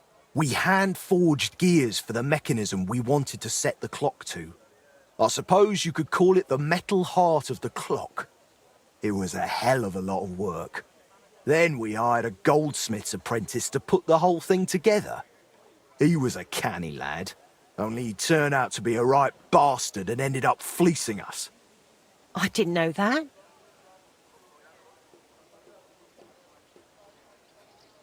What did he do? He decided to fuck us over and sold the machine to some rich burgher. The lad told him it was some ancient artifact, and the bloody fool ate it up. Martin gave him a proper beating for it, but it was no good. The machine stayed with the burgher, and shortly after that, Skoda died, and the whole thing lost its meaning. Maybe I'll manage to fix it up. You sound just like Martin. He put his heart and soul into the repair, but it's all so long ago now. You know what, Stander? Since you don't want to go back to Horsham... That I don't. I thought you might want to stay and come and live with us. What do you think, Magdalena? Why not? There's plenty of space. This used to be your home, didn't it? Why, That's very kind of you, but... I wouldn't want to get in the way. Oh, please. You won't be in anyone's way. You can help me out at the forge from time to time. What do you say? I don't know. Like I said, I could just go to Bach. It's no bother. There's no need. Stay here. Thank you. Thank you. And I'm sorry. Stander? What's the name of the burgher who kept the mechanism? Looking to get it back, are you? Forget about it. Martin tried it back then, and it was a wonder they didn't call the catchpoles on him. It's been 20 years. Maybe his family doesn't even know what they have. I doubt it. But it's worth a shot. His name was Vetter, German fella. His house was across from the rat house in the lower market. Aye, but old Vetter is long gone. His son works as a scribe now. But the heart is just the beginning. You'll need other parts too. We had plans for them, but God knows where they ended up. Do you know by any chance? I have a bunch of Skoda's old sketches. Remind me later, Henry. My memory isn't what it used to be. Where can I find Vetter, the scribe? Either at his home or at the Rathaus. His is the last door on the gallery in the courtyard. What does the mechanism look like? It's a kind of large metal target, about a foot in diameter. It has sliding circles and grooved rails attached to it. They're supposedly used to measure the time by the sun and stars. But to be honest, I don't know how. I'll go and talk to the scribe then. Let's hope he doesn't take after his father. I suppose I'll go and settle in.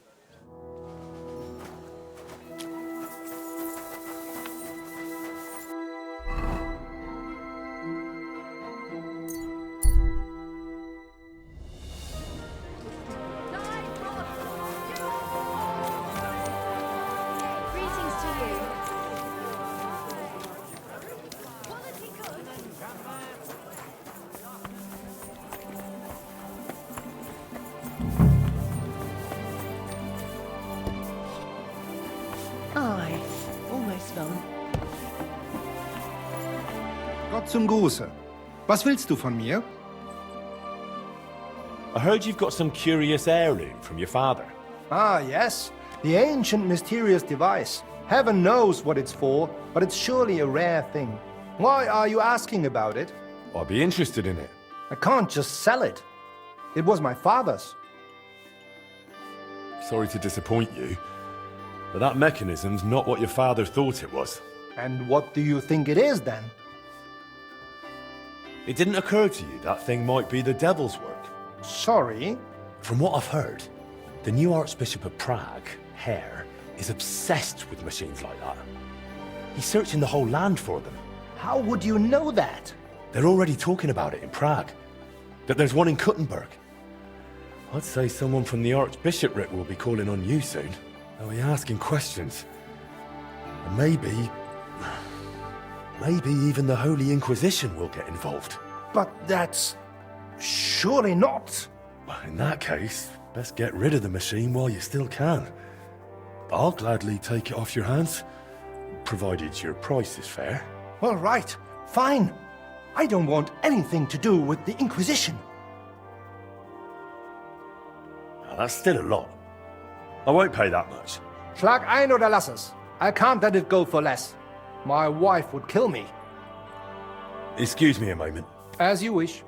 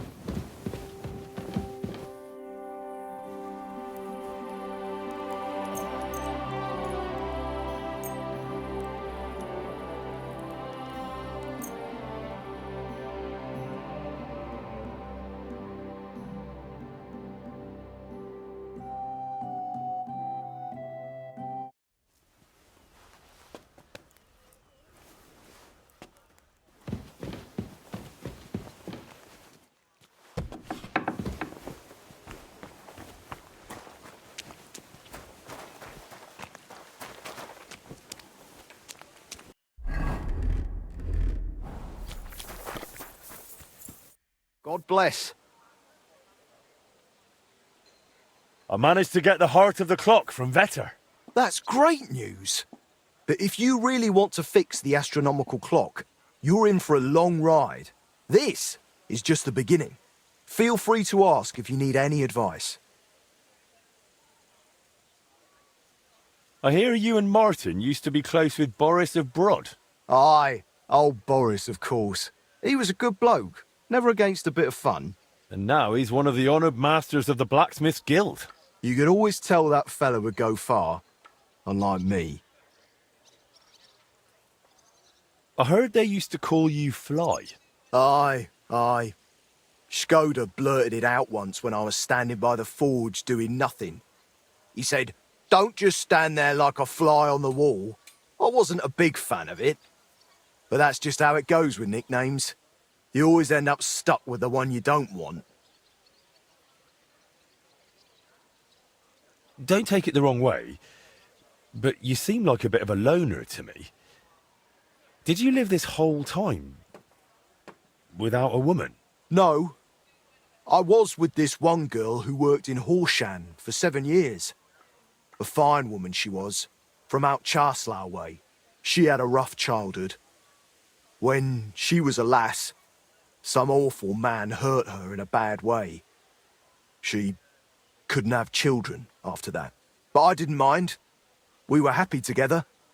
And I don't think I could raise children anyway. Only then, she got sick. And there was nobody who could help her. She's laid to rest by the church in Grund. Tell me something about Martin. You must have all sorts of stories. I'm not much of a storyteller. You should ask Boris. He was always a bit of a blabbermouth. Take care.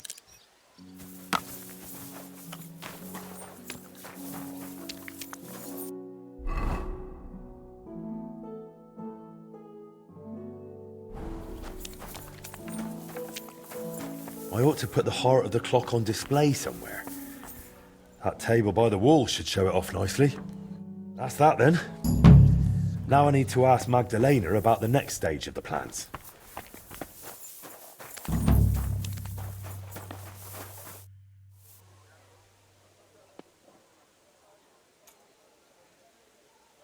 How's trade? Nothing sold yet. Try stopping by tomorrow. Magdalena? I'm glad you brought Stander here. Looks like the poor lad went through a lot down in those mines. Maybe, but... He's finally doing what he should. You're truly a man in the right place, Henry. That's plain to me. Thank you. What did you need from me? Oh, right. You were going to remind me of something, weren't you? I wanted to ask if you'd have a look through Skoda's belongings.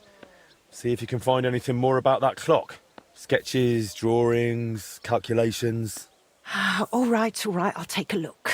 It'll take a while, though. Skoda was always scribbling notes and never threw anything away. But look, if you're really serious about repairing that clock, you ought to let the town hall know. Go and see Bailiff Plumel and tell him what you're planning. He might have heard of our forge by now and give you a hearing.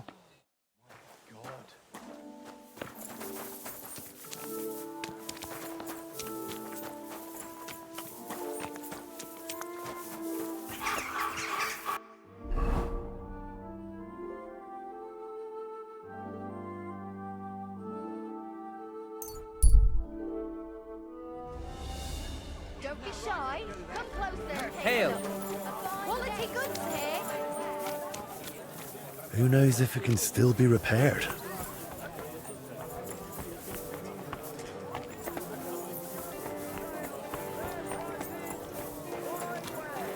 It happens. You ought to be Which way ashamed, you're you going? scoundrel! Bloody scoundrel!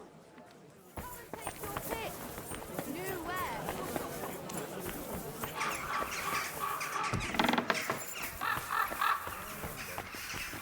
Won't it again. Grüß Gott, Meister Heinrich. Bailiff, I'd like to talk to you about your broken clock. I believe I can repair it. Look here, Master Henry. I cannot let someone near the clock who is barely known in town. But... Do not take it the wrong way. But if it went wrong, the councillors would have my head. Or worse, they would never trust me with the bailiff's mace again. Come and see me once you have made a name for yourself in Kuttenberg. Then we will talk.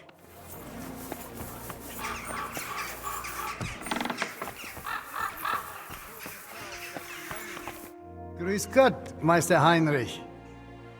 So, will you finally speak with me about that broken clock of yours? You made a name for yourself in the town now, so why not? I doubt the councillors would object. Even that meddler Vorsucher will not be able to say a word. Besides, the clock is so broken it could not be any worse. Worth a try, no? So tell me, how do you plan to fix it? Well, I've got some plans from Master Skoda, who tried to repair it years ago. Supposedly, he got quite far. That is definitely a good start. In any case, I reckon you ought to hear the whole sorry tale first. It might make you wiser. I was barely more than a lad back then, but my father was on the council, so I got a pretty close look through him. One day the mechanism just suddenly stopped. And it has stood still ever since, nearly 30 years now. What I still remember, your guild rather boldly telling my father and the other councillors that there was no need to call in anyone from abroad. They said we would save coin if our own people handled the repairs. But it went as it usually does. And how is that?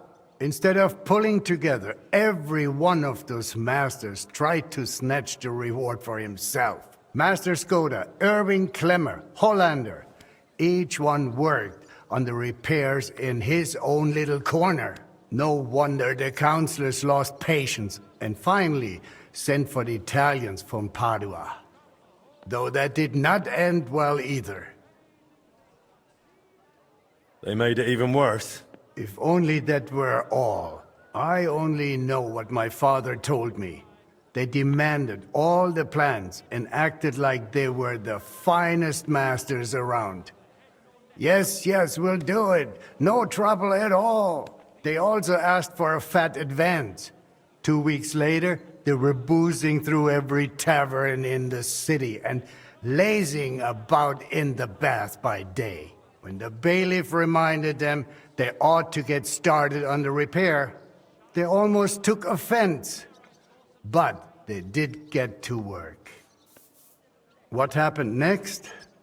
Well, Father never liked to talk about it. That much I can tell you. The councillor said the next day they found the clock half looted, the remaining parts strewn about, and the Italians gone, along with the plans.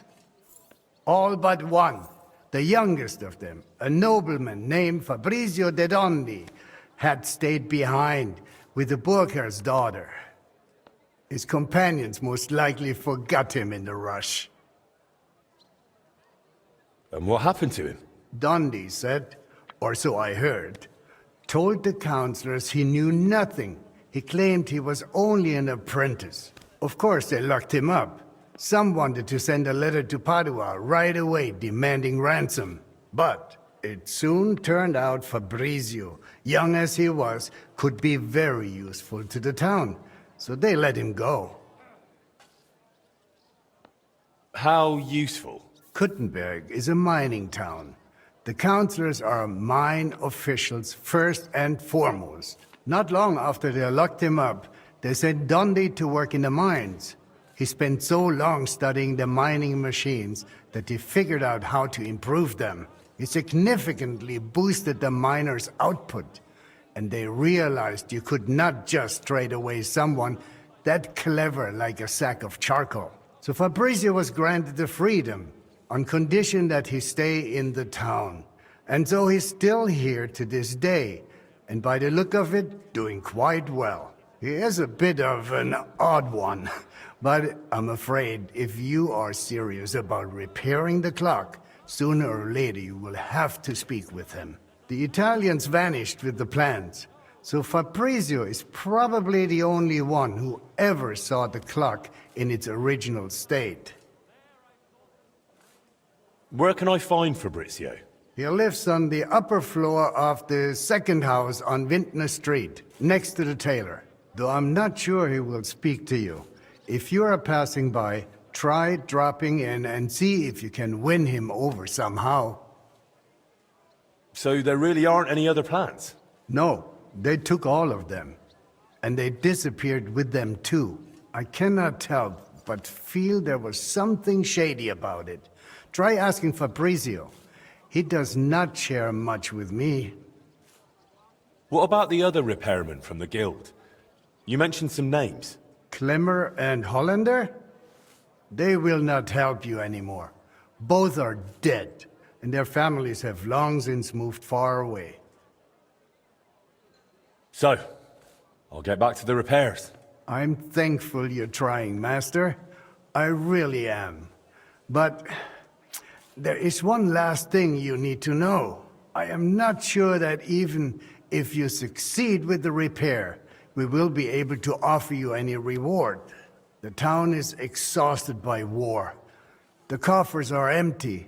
You understand.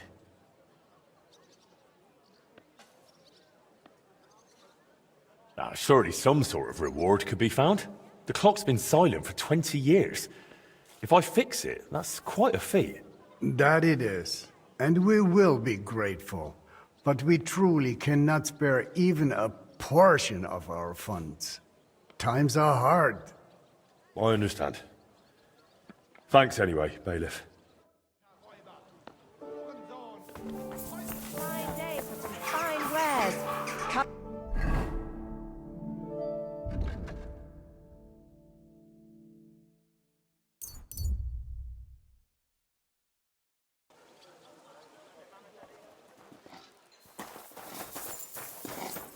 God be with you. Keep the peace.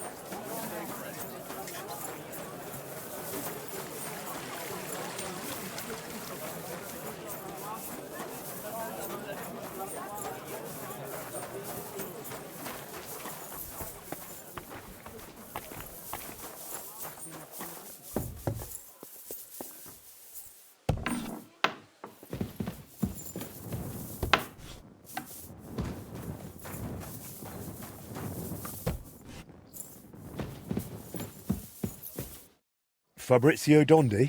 Fabrizio de Dondi. Sono un nobile. I am of noble birth.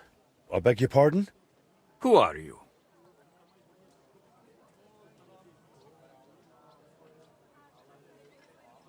Forgive the intrusion. I'm Henry, a master of the Kuttenberg Blacksmiths Guild. And you dress the part, too. Bravo! What is it you need from me? Bailiff Plumel sent me. I want to try and repair the town clock. And you're the last one who saw it in its original state. Unfortunately, the bailiff is right about that. Madonna, that was the worst day of my life. Look, I do not like to think back on that time. Honestly, I would rather leave it buried in the past. What even makes you think you can fix the clock and convince the bailiff to trust you?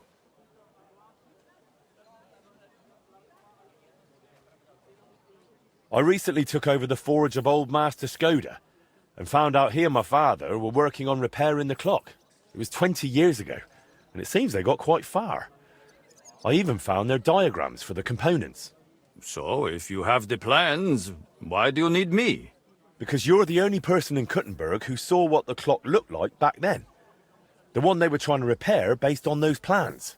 And you've made a new life for yourself in this town. A comfortable life. So, maybe you owe it a little something. You may be right. And I suppose you have plenty more questions. Go on, ask.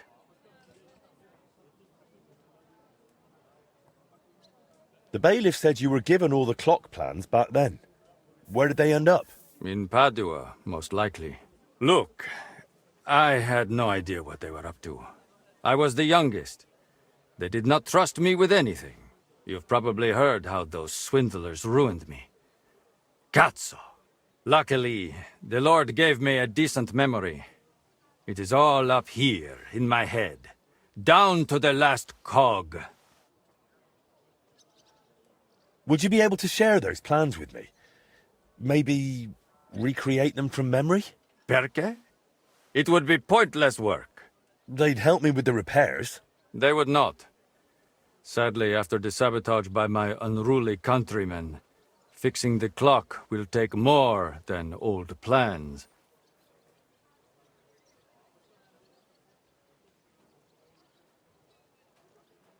So what exactly do I need to repair the clock? Aside from your expertise. You will need a mechanism called an astrolabe. Its measurements are transferred via a gear train to the main mechanism, which sets the movement in motion with a folio and weights. Without that astrolabe, the heart of any clock, all other work is futile, and crafting one is no easy task.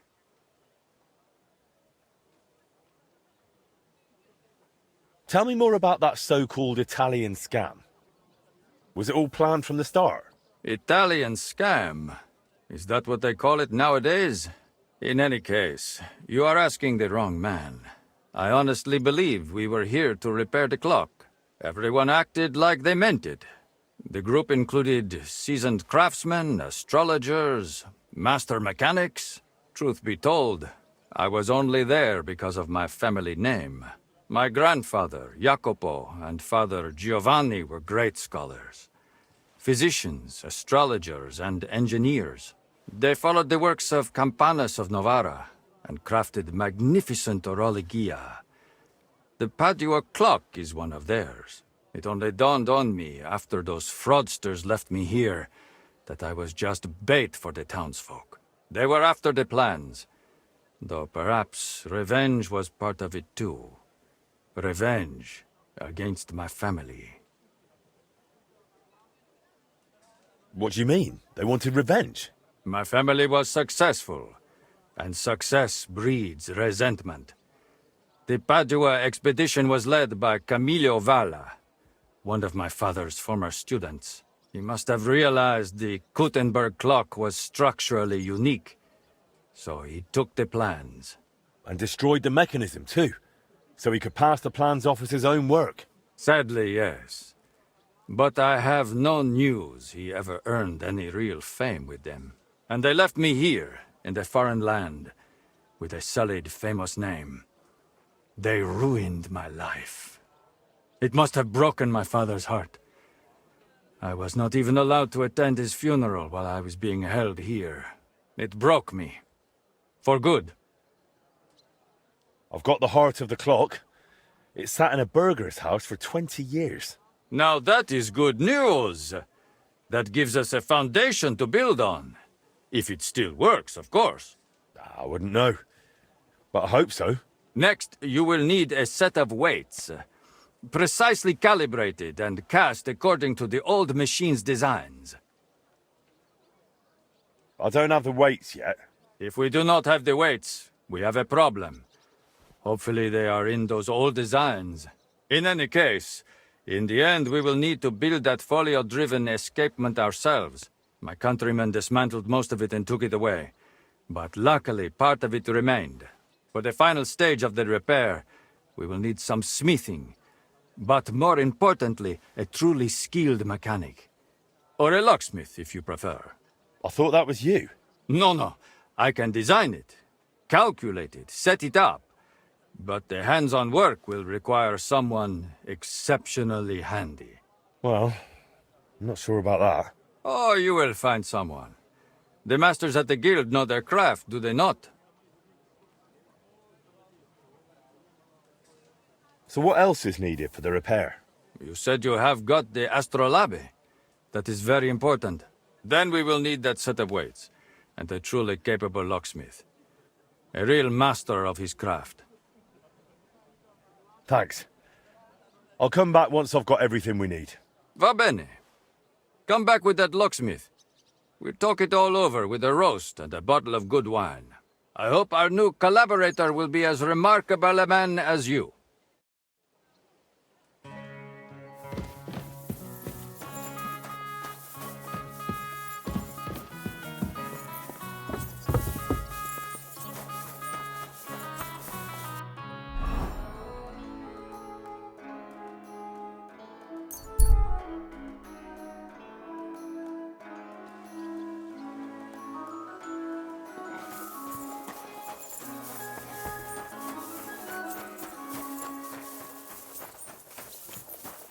God be with you, Henry.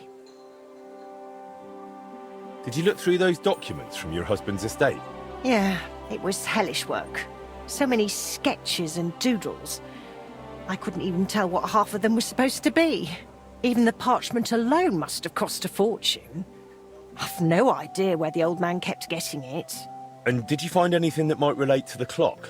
Here's some calculations and diagrams. I don't understand much of it, but it looks like a set of weights. Thanks. I also spoke with one of those Italians who botched the repair back then. I heard one of them stayed behind. He's willing to help us. If you think he'll help. I'll leave it to you. Well now, if you need those weights cast, Eldris might be able to help. He's pretty pricey, and always up to his neck in work. But truth be told, I don't know any other founder in Kuttenberg. His workshop's just down by the stream, at the bottom of Hoprink. Till we meet again, Henry.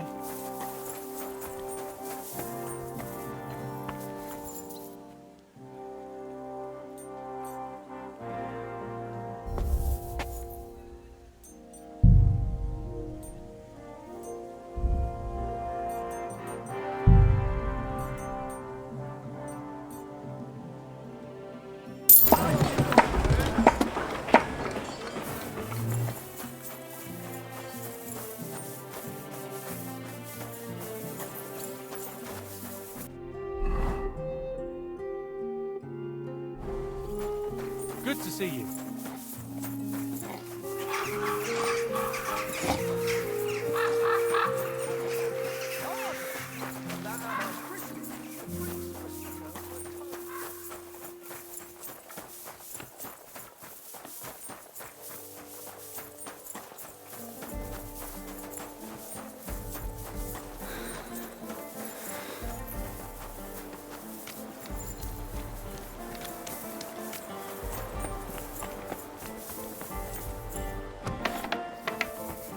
Oh, was möchtest du?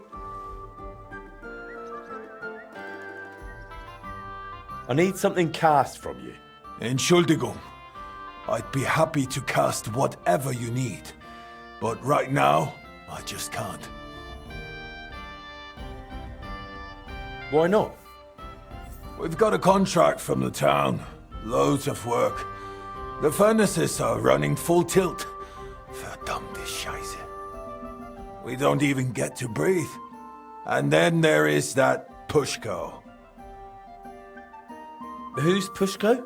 Mein Geselle. Apprentice. He's gone missing, and now we can't keep up. I sent him to Grund, zur Abmessung der Glocke, to measure the bell. I lent him my horse, so he'd be back quick. But he's still not returned. Seit 2 Tagen. Verdammter Kerl. And there's just no one to hire. And without people, I cannot cast a thing.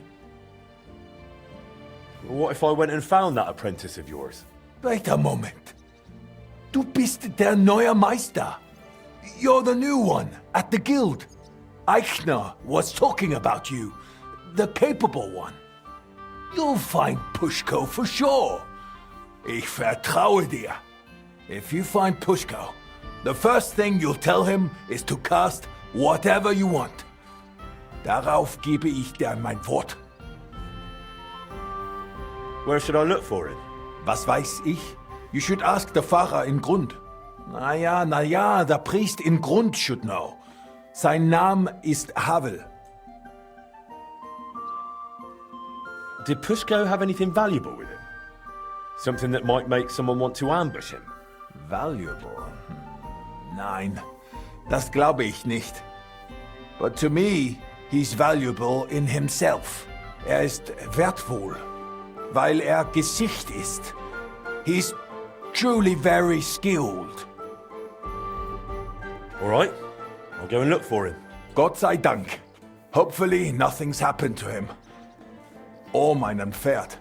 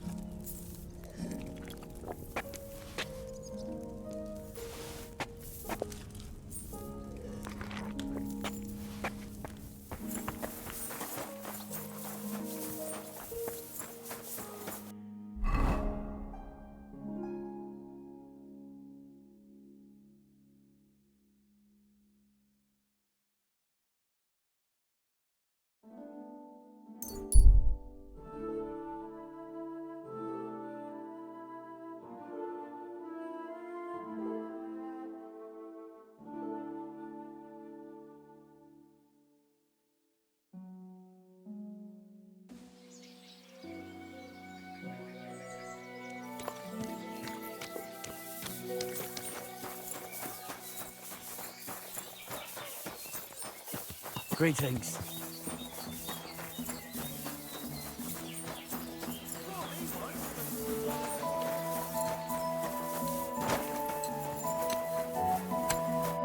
God be with you. What do you need? I'm looking for the apprentice, Pushko, from Master Founder Eldris of Kuttenberg. I heard he was supposed to stop by to measure the bell. Aye, he was here. Came on a fine horse and did his job well. Climbed the tower and measured everything carefully. But then he went to the tavern. I warned him not to. Told him he shouldn't do that. He wouldn't listen. Why shouldn't he go to the tavern? Because he openly said he planned to play dice. And gambling brings misfortune. It seemed to weigh on his soul a bit afterwards, because he came to confess the next morning. And then? Then nothing. I went about my rounds in the village as usual. I did spot him later, walking towards that long forest, stretching from the charcoal burners all the way southwest to the Wolf Mountains. He was walking slowly, on foot, and for some reason, he was carrying a rope slung over his shoulder. You let him go? Well, why shouldn't I have? What if he was off to string himself up from the nearest tree with that rope? Wait, you mean that he might have... No, surely not. He can't do that. It's against the Lord. What exactly did he tell you? I can't reveal that. What?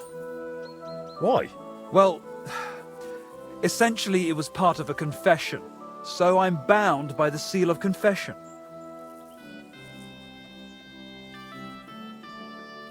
Secrets or not, this is about someone's life. You said it was essentially part of a confession, so was it a confession or not? Well, we were talking after he confessed. That's true. Then you can speak freely. Him telling you what happened isn't part of the confession. Well, you're right about that. Pushko confided in me that in the evening he was playing dice with the woodcutters camped near the Wolf Mountains. And as the beer flowed, the stakes got higher until Pushko ran out of coin. But he still wanted to keep playing, so he wagered his horse and lost. But that wasn't his horse. Exactly. After confession the next morning, he told me it was a serious mess. But would he really go and hang himself over it? Surely not, would he? I'm going to find him. I just hope it's not too late. May all the saints stand by you.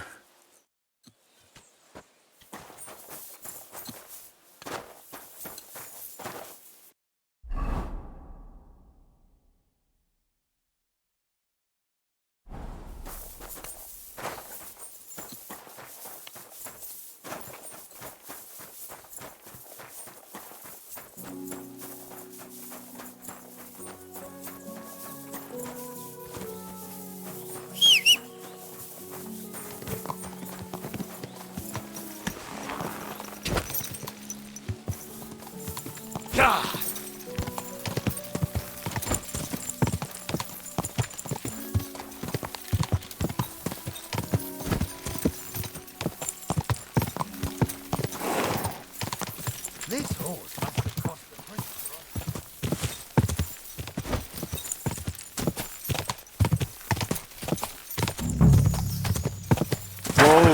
Whoa!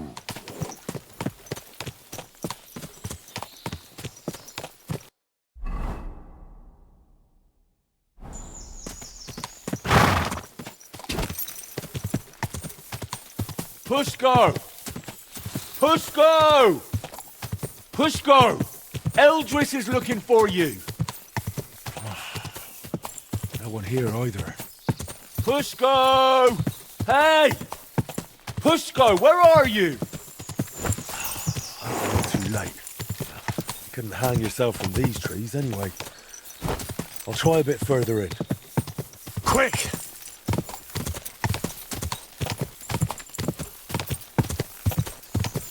Pushko! Pushko! Pushko! Hey! Eldris sent me! Life's beautiful! Don't do anything stupid!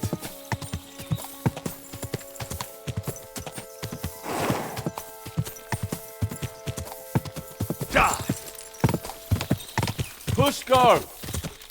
Pushko! Pushko! Eldris is looking for you. No one here either. Pushko! Pushko! Hey! Pushko! Answer! Nothing here. Bloody hell, where is he? Whoa!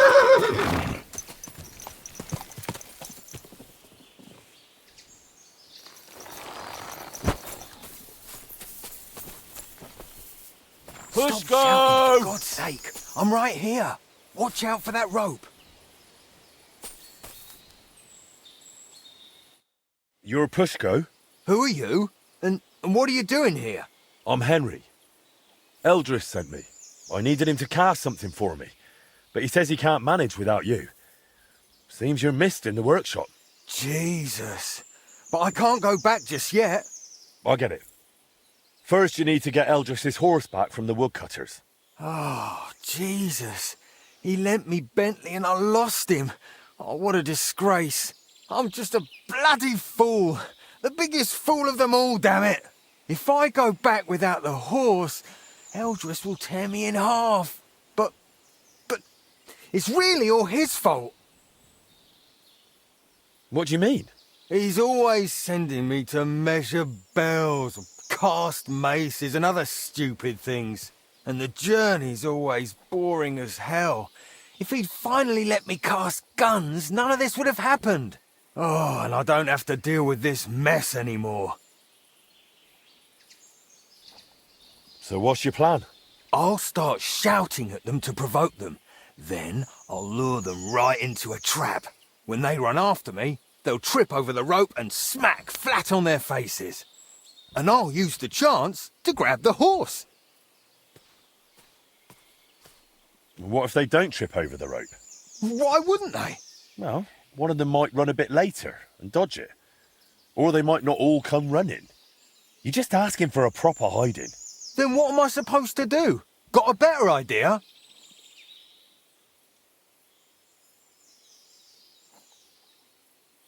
Couldn't you just pay Eldris off? I mean, give him some coin. Ha! What world do you live in? Do you know how much a horse like that costs? I've got a bit of coin. I can't accept that. We barely know each other. I just have to get Eldris's Bentley back, that's all. When the priest told me you took a rope and headed for the woods, it looked like you were going to hang yourself. I'd never do that. Suicides go straight to hell. I actually had this plan all figured out since last night. You know what? Better let me handle the woodcutters. You do that for me? Yeah, I'm good with this sort of trouble. Well, all right then. I'll wait here.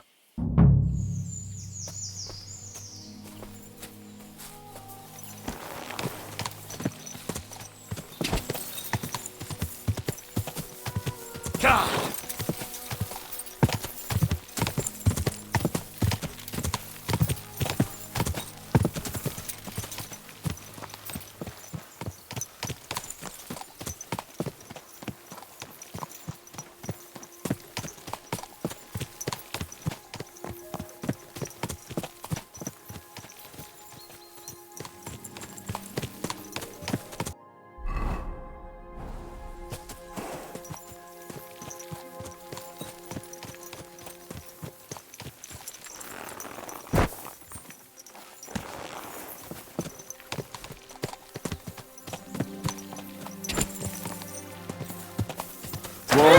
Whoa! Someone has been pampering this horse. I'd like to ask about the horse. Go and see our foreman. It's his horse.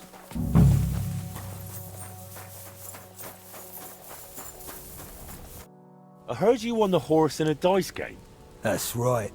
Seems I've already made a name for myself. Trouble is, the horse doesn't belong to the apprentice who played for it, but to his master. He's got to give it back. Then he shouldn't have played for it. The lads have taken a liking to him. They're learning to ride him. Beats drinking all day, right?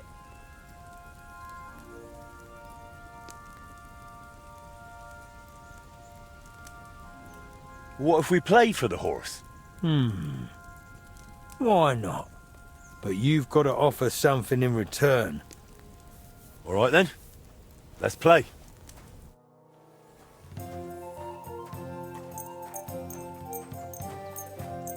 Come on then, show us what you can do. Unless you're playing for the first time.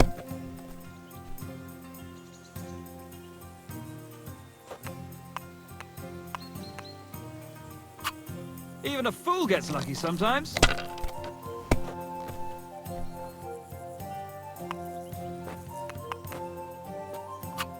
It looks like you don't even want to play. The last time I was watching, a farmer lost his breeches and his boots here.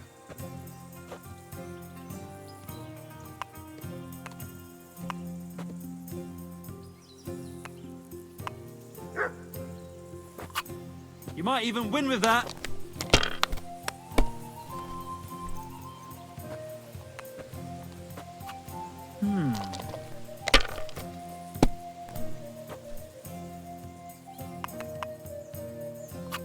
That's enough for me. Something like this happened to me back in '98. But that was different.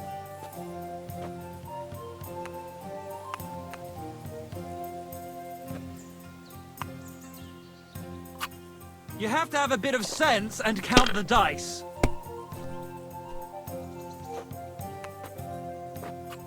Like this.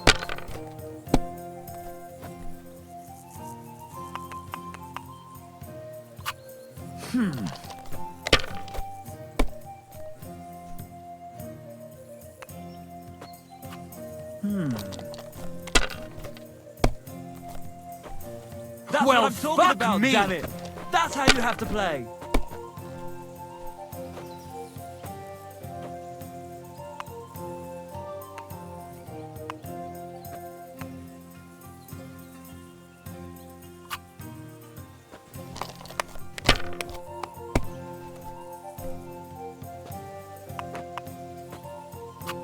That's enough. Boring so Your turn. Come on, let's liven it up a bit.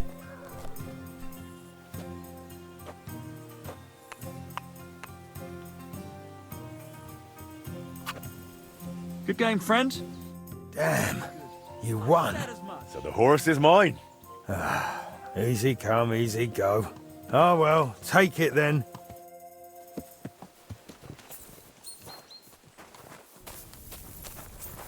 Jesus Christ be praised.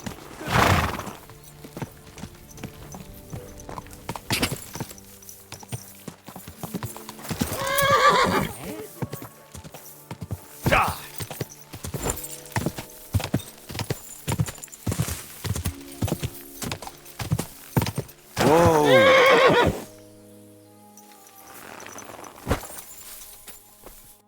Here's Eldris's Bentley. Now you can go back without worry. Oh, you saved my neck, mate. Thank you so much. Let's get out of here quick before anything else goes wrong. Will you ride with me to Eldris? Sure. Let's go. At least it'll pass faster that way.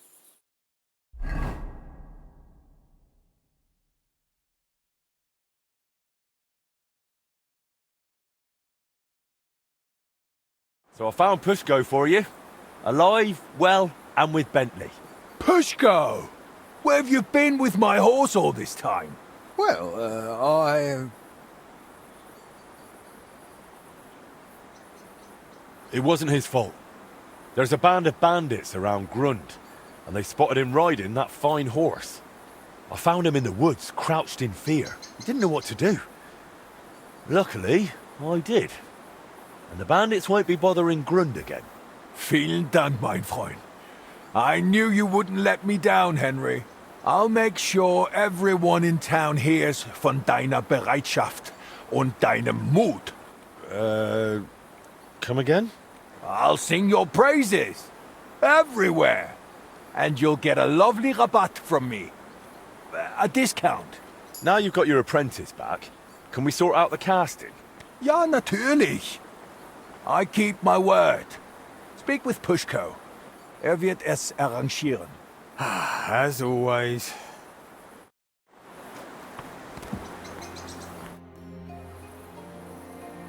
Eldris said I'm supposed to talk to you about the casting. Yeah, figures. If you give me the drawings with clear instructions, I'll cast whatever you want. But be ready to pay through the nose. Eldris charges a lot for this sort of job. If I had my own workshop, it'd be different. After what you did for me, I'd cast it for you for free. If you ever get one, let me know. I'd gladly work for you till I'm smoking like a furnace.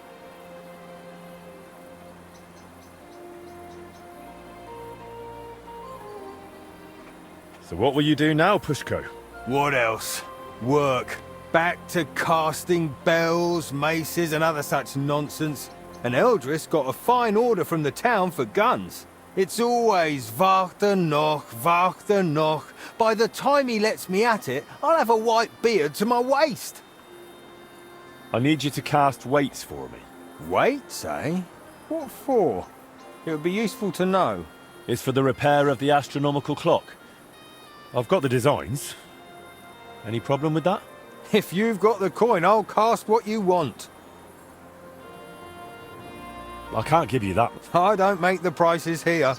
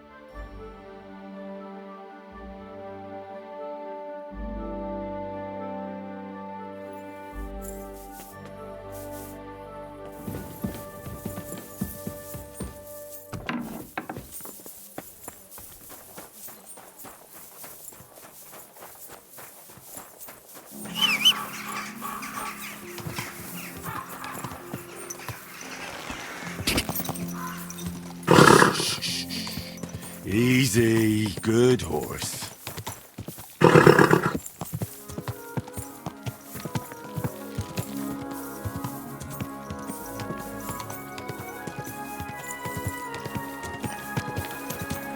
Whoa, whoa.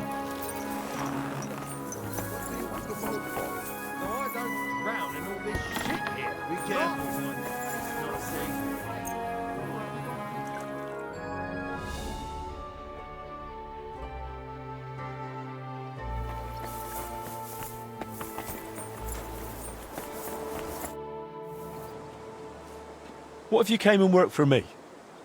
I've opened a foundry. There, you could probably focus on casting other things, too. Not just what Eldris orders you to do. You really want to employ me?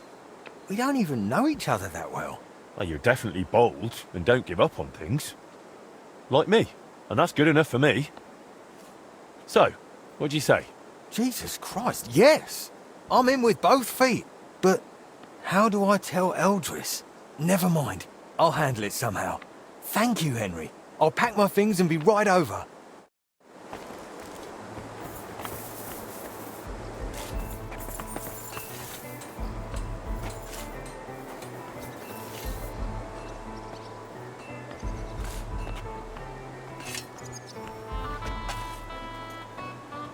Eldris?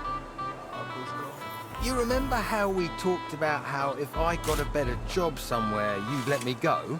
No. Und? Well, that just happened. Aber wo? Bei wem?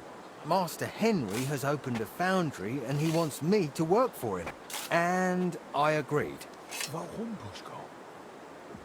Warum? I told you I want to cast guns. You never let me near them. Weil es schwer ist. Du bist nicht bereit. You're not ready. Well, I say I am. And I'll prove it to you. You'll see. Then go. Geh dorthin. I will. Right now. Du wirst brennen. Ihr fliegt beide in die Luft. And I will laugh. We'll see about that. Verdammter Wettbewerb! Bloody competition!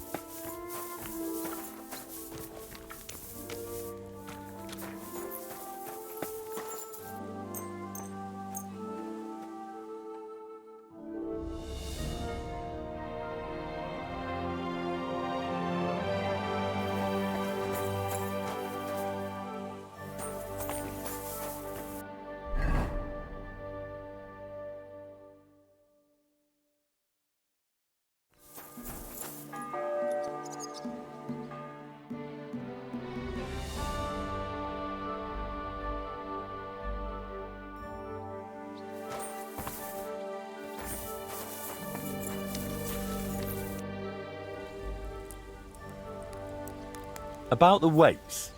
Yes? No, no, I'll take care of it like I promised. Can I see the designs? Here you go. That'll need to be really precise. I can manage, but it'll take a bit of time, most likely a whole day. You know what? I'll get started right away and bring them to your smithy when they're done.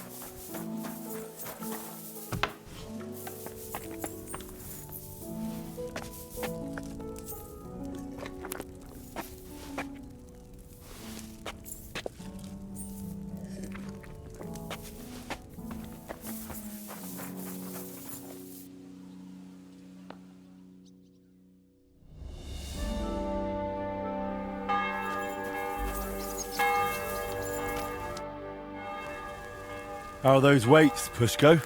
Done. Full set. It's on the bench. Bit of a fiddly job, especially sorting out all those calculations. It's a good thing I could cast it here. You'd have paid through the nose at Eldris's. Now you've got the weights, I reckon the repair's almost done. Not quite. I'm still missing the most important bit. The actual mechanism. I'll have to ask how they used to do it. Well, at least you've got someone to ask. Stander will be glad to help you, won't he? You're right about that.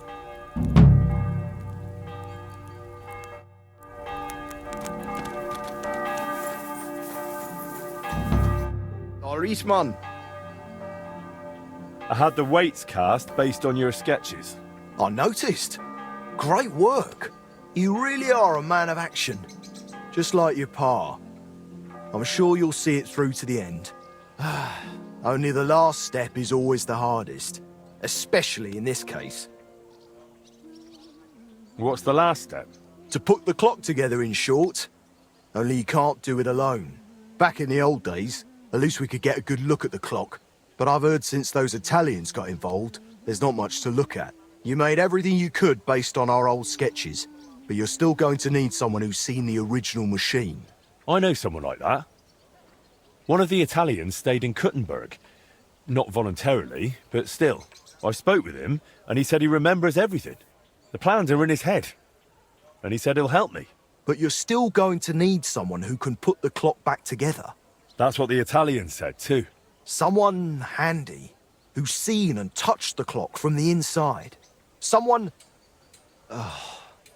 who also happens to be the crookedest bastard far and wide. You have someone in mind, don't you? Aye. His name is Vulf. Who's Vulf? You remember how I mentioned we had a goldsmith's apprentice helping out with the fine machinery? The one that stole the heart of the clock from you? That's the one. It might have been his first crooked deed, but it definitely wasn't the last. Before I left Kuttenberg, I heard he started getting involved in all sorts of thieving and scamming. They say he can open any chest, pick even the hardest locks. He worked for anyone who had the coin. And if he wasn't happy with how much he got for the job, he'd fuck them over without a second thought. Is he even still alive? I wouldn't be surprised if someone took revenge on him. I couldn't tell you, but fuckers like him tend to be lucky. I reckon he's doing just fine for himself. Living in some big house, pretending to be a lord. Do we really need this Vulf fella? You said he was a cheat. I'm afraid he's the only person who really knows the clock, and is handy enough to fix it. And what if someone else learned how? Someone more reliable? It would take much longer than convincing Vulf to work with us. You're just gonna have to risk it with him, Henry. What does Vulf look like? I haven't seen him in 20 years, so I don't know. But back then, he had bright ginger hair. Not a little ginger, like fire. Who knows? He could be bald these days. And from what I remember, he didn't exactly talk like one of ours. I think he was from Moravia. Where can I find him? You'll have to look for him. But I reckon people connected to shady dealings around here might know. Maybe someone from the Hole? He used to be there all the time, day and night. But I reckon these days it might not be noble enough for him. I'll go and find Vulf then. Best of luck.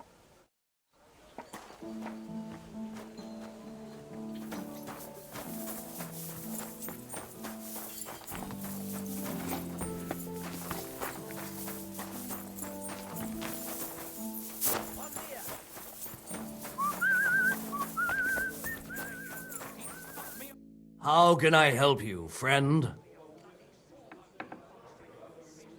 I'm looking for a fella by the name of Vulf. Vulf? Why are you after that animal?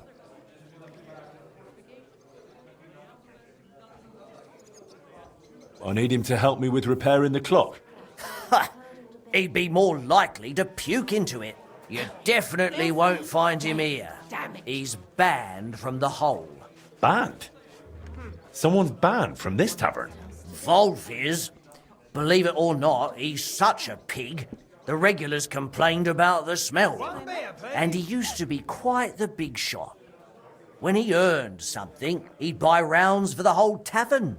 Now he just begs, always drunk. Wanders the town, who knows where. If you're expecting anything from him, I'd think twice if I was you. Where would I find him? No idea where he might be loafing about. Among the beggars? And where's that? They've got their bloody tents by the walls. By the monastery gate in the northeast corner of town, or in the cobbler's quarter, by the gate to the lower district. What does Vulf even look like? Foul. He turns your stomach the moment you lay eyes on him. Wouldn't you have a more precise description? You'll likely know him by his red mop. More ginger than that fucker Sigismund. Don't you know someone who might know more about him? No, not really. Actually, wait. Maybe our mutual friend the Ragman might know something. I'd try him. If he doesn't know, then I've got no idea. All right. I'll go and look for him. If you do find him, don't you dare bring him back here. Filthy bugger.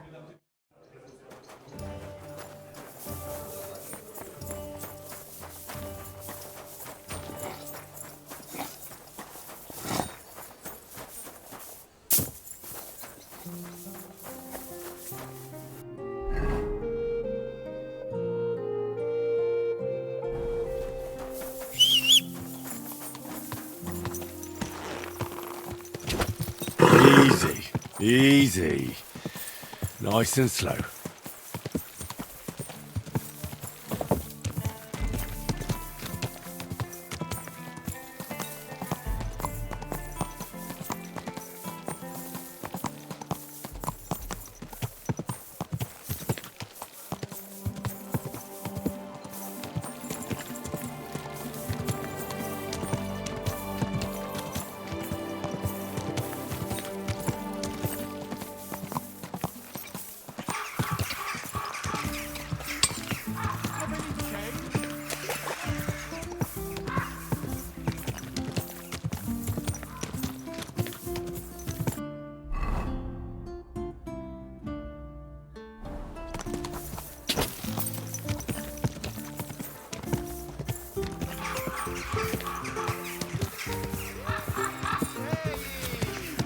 Let it be known that a new one of tax is to be levied in this city.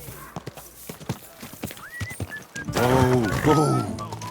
Gather round. You won't believe this. A whole village burned to the ground. Hell on earth.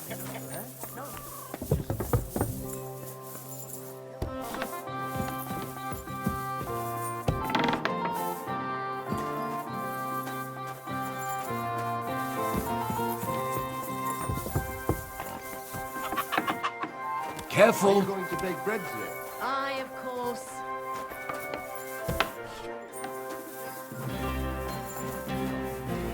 Good day to you.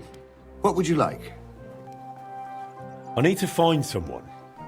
His name is Vulf. The former goldsmith's apprentice who turned locksmith? Moravian? Redhead with thieving fingers? Aye, that one. I thought you might know something about him. I'm not going to ask what you want with him. That's your business. But as far as I know, he hasn't practiced the trade in a while. I just need to find him. Will you help me? Try looking in the beggars' dens by the wall in the cobbler's quarter, near the gate to the lower town. But it likely won't be easy with him. Word is he's taken to drink and is rarely sober, unless you manage to drag him out of that drunken stupor of his. Take care, Henry.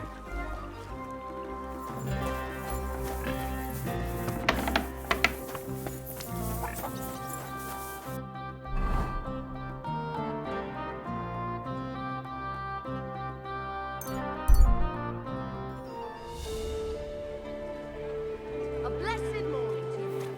God be with you.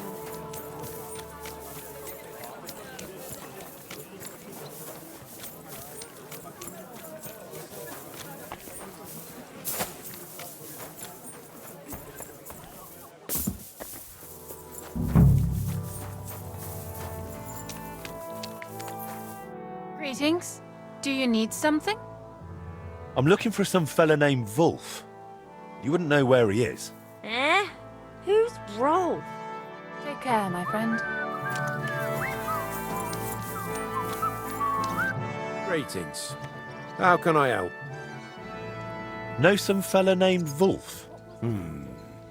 Maybe. Got a grushin for me? Here you are. Thank you, kind sir. Vulf sleeps rough right here in the cobbler's quarter. Red hair like fire, and stinks like the devil himself. But you probably won't get much chat out of him. See you later.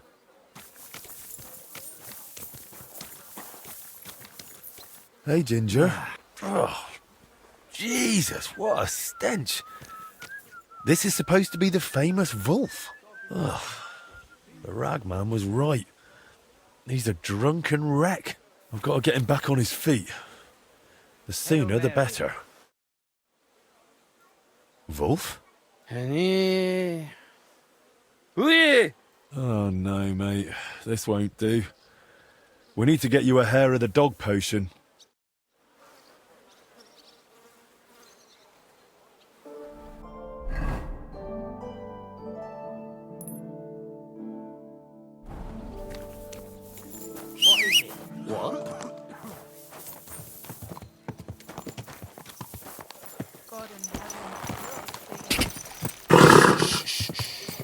Easy, good horse.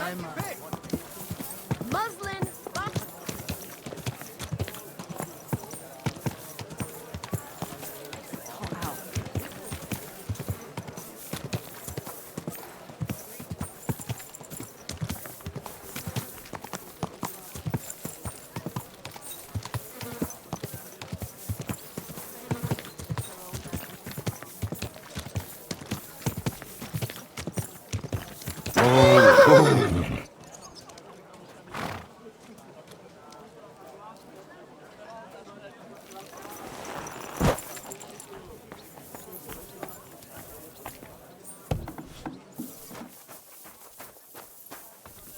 Gelobt sei Jesus. Weg! Was willst du heute Morgen? What do you have for...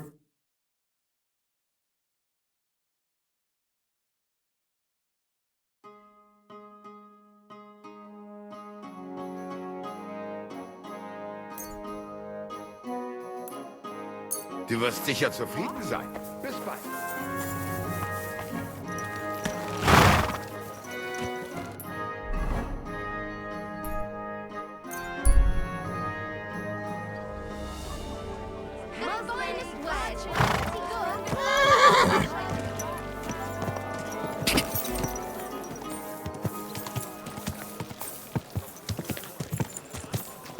You almost ran me over.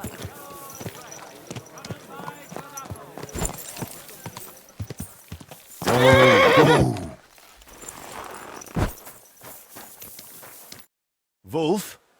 Can you hear me? Why? What you want? You're in a right state, aren't you? Me? Nah. Got any claim, matey? This really isn't going to work like this. Here. Take this. A wee dram lovely. Aye, right you are. So, you feeling any better? Better. Tifola. Not at all. My head. The fuck happened? That's what sobriety feels like. You might have forgotten. Who are you? And what do you want from me? I'm Henry, a master of the Kuttenberg Blacksmiths Guild, son of Martin. They used to call him Frisky. You might remember him. Don't remember any Frisky.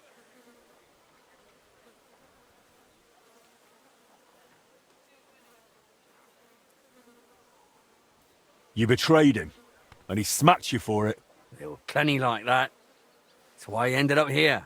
So if you want to do the same, be my guest. Go ahead. I don't give a fuck anymore. You built the heart of the Kuttenberg clock with him and Master Skoda. Oh, that. I remember now. Christ, it's been ages. I owed the Brotherhood, and I figured I could pay it off that way and somehow get the machine back. Only that didn't work. I had to start doing more things for them, more jobs, you get it? Otherwise, I really fucked everything up. Betrayed people who didn't deserve it. Why even deserve that punch? It's all my fault. I brought all this on myself. The bitchy.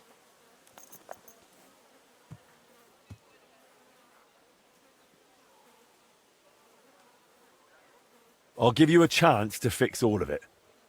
To get your life back in order. It's too late. I haven't got the strength to change. I haven't got the strength for anything. It's too late. It's never too late, Vulf. I'm finishing the clock repairs, but I need a mechanic for that. One who saw the clock with his own eyes before the Italians dismantled it. One who touched it. And in this town, that's only you. It's been over 20 years. I can barely remember yesterday. Leave me be. There's no point in wasting your time on me.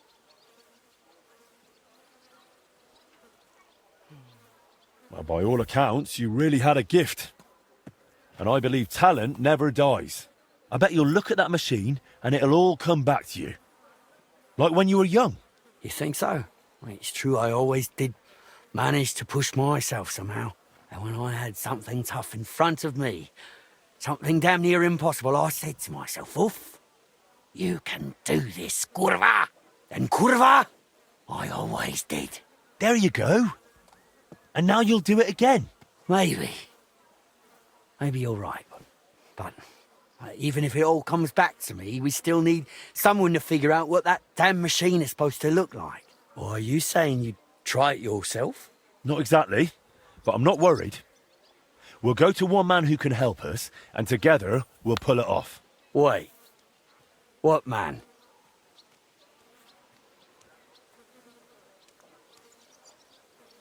He's one of those Italians hired by the town to repair the clock. An Italian? So a fucking swindler, do picture. He's no swindler. He was young, and they set him up, just like they did the councillors and the whole town. Besides, you're the last one who should be talking about swindlers. All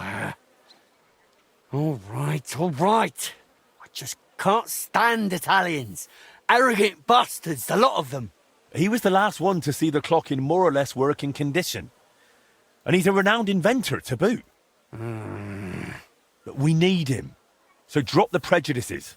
But before I introduce you, we'll clean you up so you don't disgrace yourself. We're going to the baths. The baths? But I don't want to go to the baths. Come on, Vulf. The baths will do you good. Don't make me twist your arm. All right. If you say so. Let's go. Mary. I can't do this. Picho. Oh. I just can't. I can't do it. Sorry. You. No, I wasn't. And even if I was, there's no law against it. I can look if I want. Where are you going? I can't do it. I can't.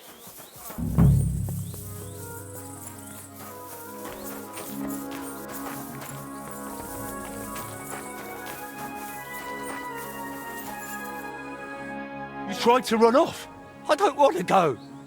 What will those wenches say? They'll laugh at me. You think they're not used to dirt in the baths? You'll see. You'll feel better. I'm just so ashamed. Come on, Vulf. Don't be afraid. Don't you remember how you used to be? A real dandy. Nothing was too much for you. Maybe. Once. And it'll be that way again. You'll see. So don't be afraid and come along. And no more tricks this time.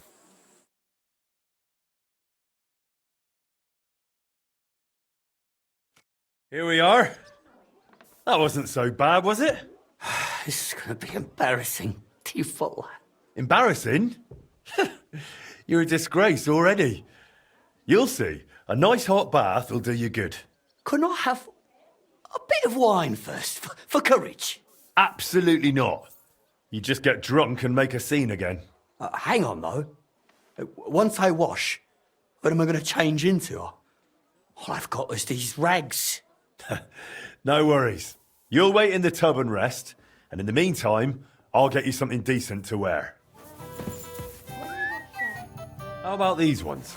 Let's see.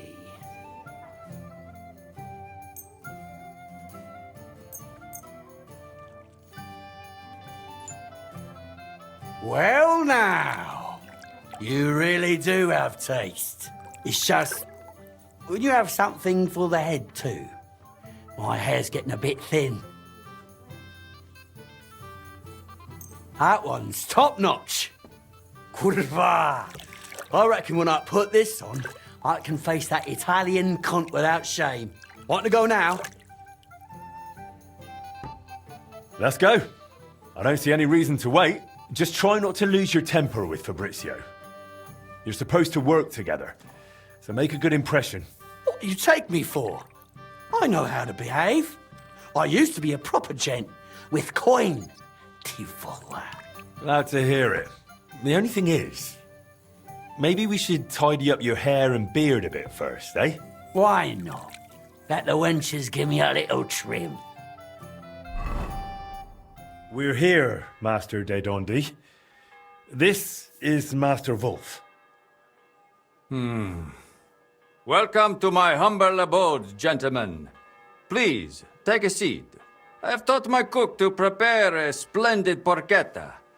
I hope you'll not turn your nose up at it. Of course not.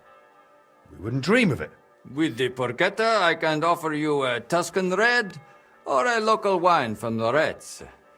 Surprisingly, both pair with it almost equally well. Loretz will do. Agreed. What does it matter, eh? As long as it flows. It's not quite the same, but allied. Vulf, don't you dare. It's just a little drop. It won't do any harm, right? Right. Enough talk of food and drink. Listo a mangiare, listo a lavorare. I have taken the liberty of sketching the core of the Kuttenberg orologia mechanism, which might serve as a replacement for the broken one. What do you think of it, Master?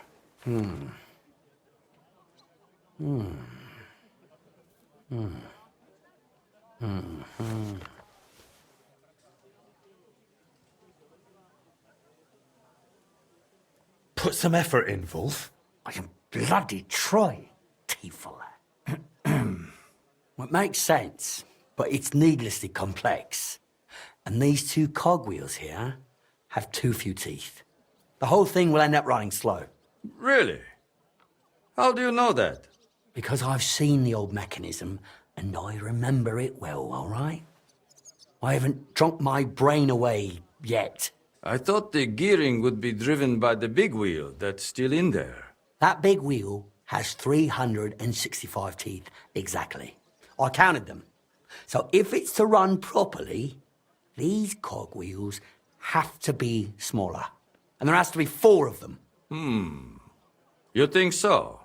This crankshaft here is also far too long. The cage is quite small, it wouldn't fit in, even sideways. Interesting observations. What do you think, Henry?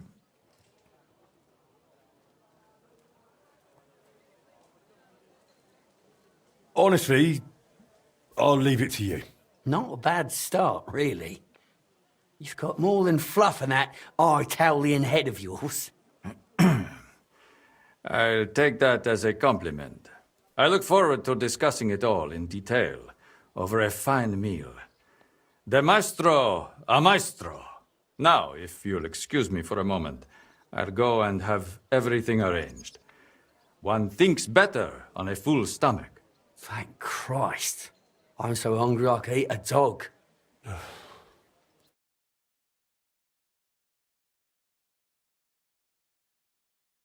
Master Vulf, you're starting to be a bit hard to understand.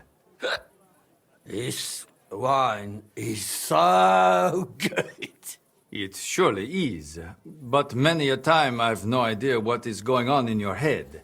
We're talking about gearing, about the escapement. And then, what was that song supposed to mean? What song? The one you started humming. What does that have to do with fixing the clock? Hunger, poverty, and plague. Na na na na na. Non vale la pena. The man is legless. He's put away 3 whole bottles. Picture. 3 bottles and I'm pissed. Me? Moravian? What are you on about, you mangy Italian? And now, he's insulting me in my own home? I can't work with someone like that. Right back at you, Vulla.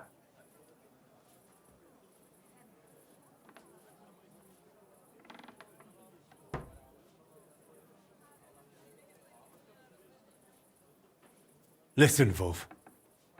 You really don't want to make an enemy of me. Lately, I've become rather important around town. I'm in the guild, I've got ties to the council, to the bailiff. Can you imagine what would happen if my reputation were to suffer over some former sneak thief? I'd be furious. And when I'm furious, I like to get even. And I will. Are you really sure you want to test me? Want to see what happens? Hang on now. I didn't mean it like that. So, let's get one thing clear. Master Vulf here's done drinking, and he'll do everything Master Fabrizio asks of him. Got it? Got it. The master can sleep over there. We'll begin work on the escapement first thing tomorrow. I just fear, Henry, that it'll take a bit longer than planned, due to certain differences of opinion. What can you do? We'll meet at your forge to assemble all the parts and agree on the final repair. All right. Best of luck. Adio, Henry. Pray for us.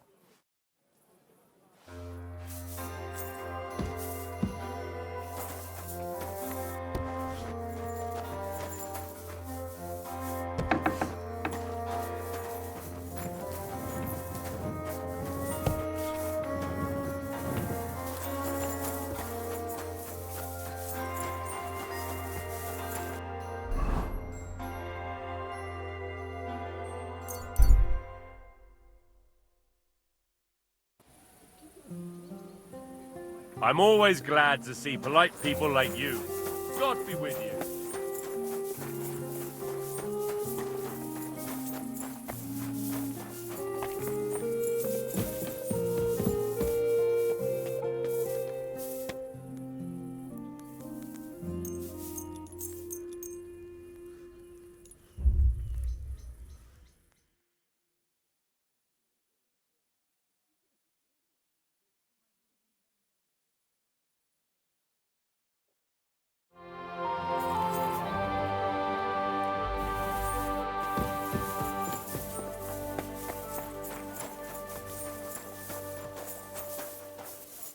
Gentlemen, are you done? Why else would we be here, eh? Everything's already laid out on the bench in the forge. Didn't you notice? Well, I haven't looked it over yet. So does that mean we can speak to the bailiff about the repair? Well, not quite. We've had a bit of a mishap. I told you it was too long. I just wanted to shorten it a tad, is all. Wolf managed to break the escapement crankshaft. What does that mean? It means we don't have the crankshaft anymore without the proper crankshaft. Our mechanism is completely useless. Merda. That means it's buggered. What are we gonna do? We'll have to make a new one. Or more precisely, you will have to help us. The crankshaft will need to be reforged according to the plans, which for you as an experienced blacksmith ought to be child's play.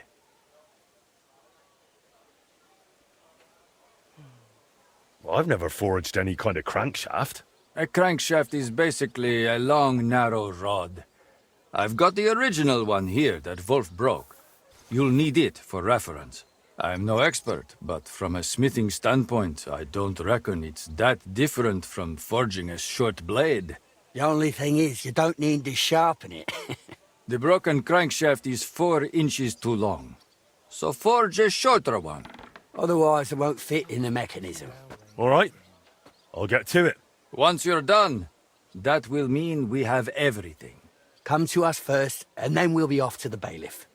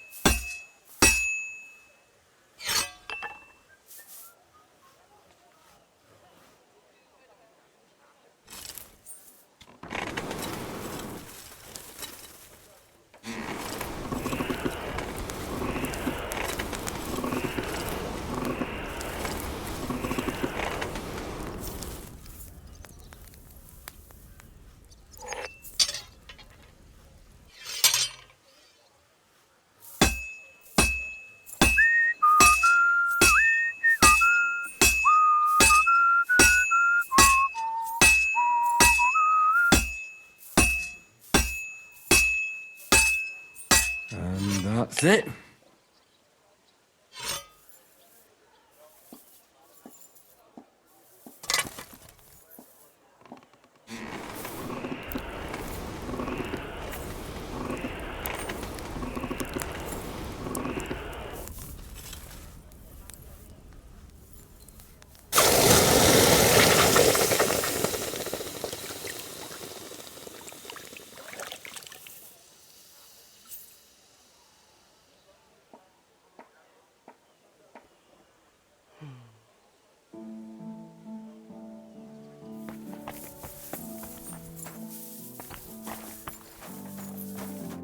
Crankshaft's repaired, exactly to specifications. 4 inches shorter than the original. Excellent. You're clearly a true master of your craft, Henry. Well now, this will slot in as smooth as butter. All in all, I reckon we are properly prepared now. Right, Master Wolf? Well, it will still be a right handful, like those Italians did to the mechanism. It's a disgrace. But I'll deal with it somehow.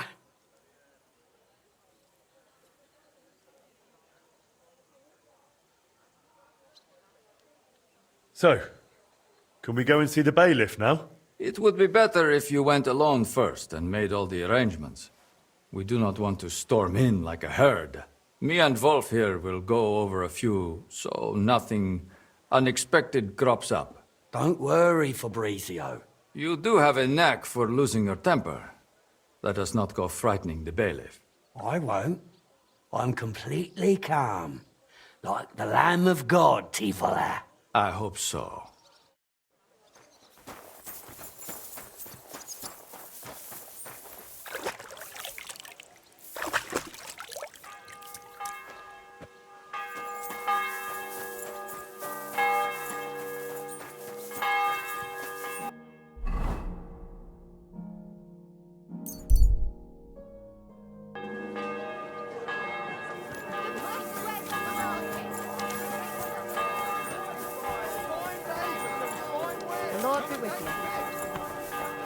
Better the pillory than the moon.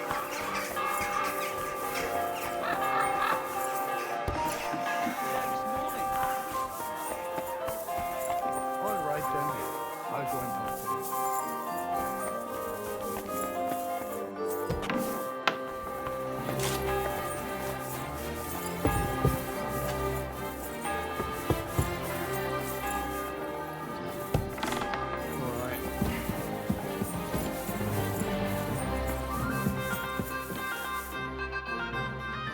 I bring good news, sir. We've got all the parts, and we're ready to start fixing the clock. Well then, so it worked out in the end. Why wouldn't it have? I ran into Fabrizio a few days ago, and he told me it was difficult to get through to that new partner of his. Did he say anything else? Apparently, first chance he got absolutely shit-faced. Fabrizio had to hide all the bottles from him. Jesus. I'm gonna wring Vulf's neck. On the other hand, they did get the job done, like you said. So they must have found a way to work together. Let's hope so. Keep your chin up. You're done fine work, Master Henry. More than any of those so-called experts have in the past 30 years. Now, if you'll allow me, I'd like to lend a hand myself, at least symbolically in the name of the town. I'll have Fabrizio and that mechanic of yours sent for, and we'll move the necessary parts from your forge to the town hall. I trust you're all right with that. Let's get to it. Sit down here with us. I'll have some refreshments brought while I see to the arrangements.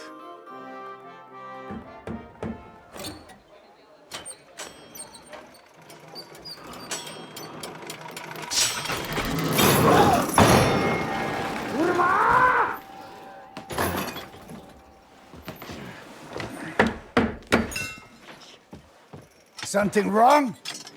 Unsolvable problem. Fellows, I can't do this. I can't do this. I can't do this. It cannot be done.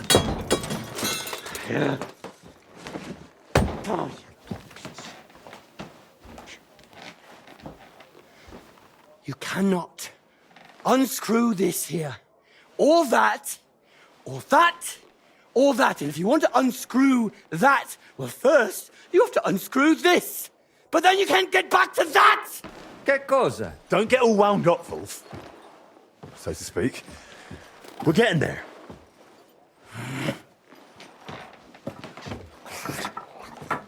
One trap after another. Yeah!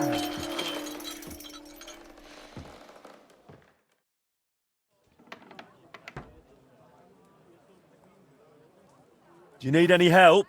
Vulf, do you remember what to do? Just like we said.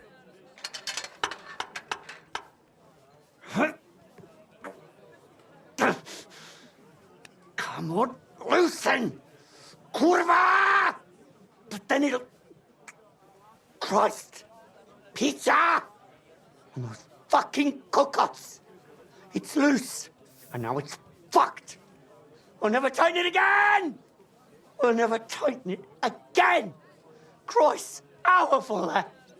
This fucking machine! The pizza!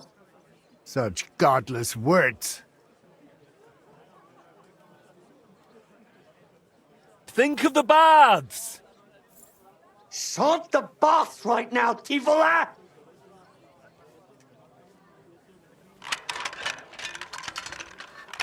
There's just no way to get in there. See? Everything's in the fucking way of everything else. Everything's in the fucking way. See, picture. It's all in the fucking way! I'll have to take the whole thing apart, fellas. Just morire to pici, kurva, boži pizza, kurva, reširiti do pizza! Oh, you can't get in there. You just can't get in. Because it's this thing, this fucking thing I need to tighten. Do pizza! Christa Maria Vole, fuck this do pizza! I'm done with the shit. I'm done. I won't do it anymore. I'm not doing it. Fellas, I'm out of here. Do pizza, kurva, do pizza! This ain't normal. Kurva! I've had enough! Who can listen to this tirade? Vulf, you can do this. What's this now? Ah, so this here's a picture. Vulf? Give him time. Well then, he'd better get on with it, damn it. Or the councils will have my hide. Right, everyone calm down, yeah? I just need to...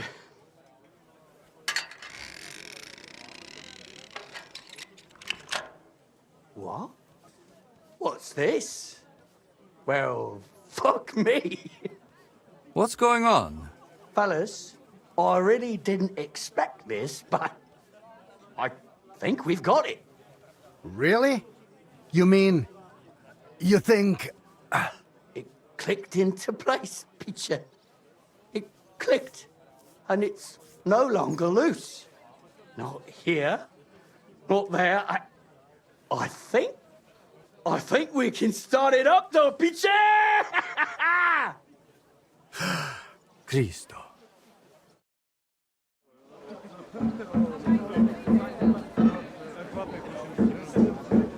What's going on? Looks like they're fiddling with the clock again. This will just turn into another fiasco.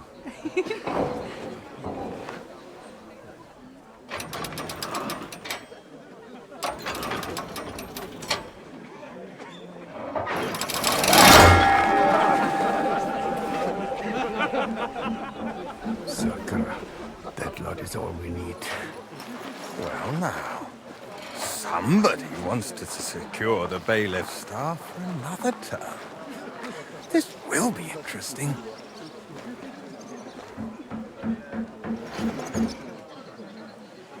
If he messes this up, I'll tear you all apart. All three of you.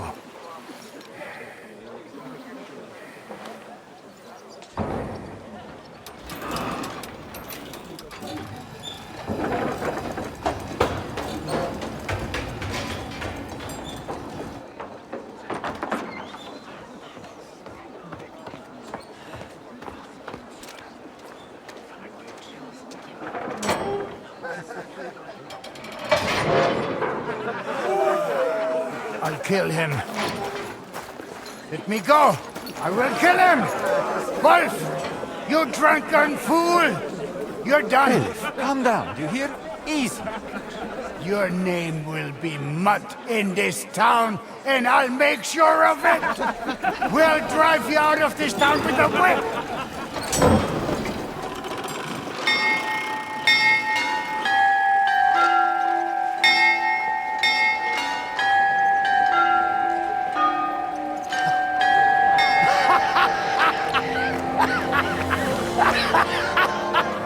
They said it wouldn't work. Kurva!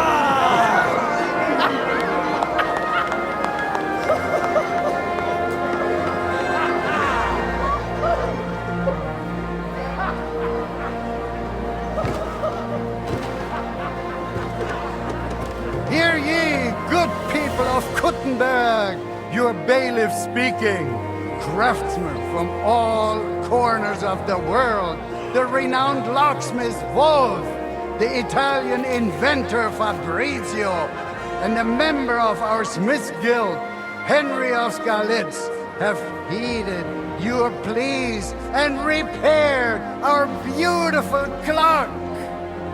Better times are on the way. Rejoice!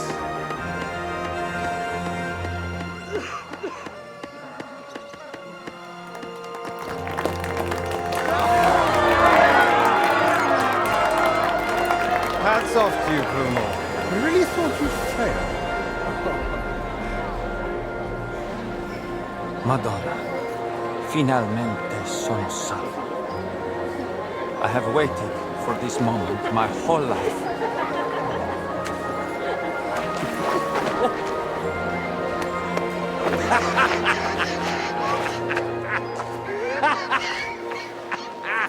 Good job, son.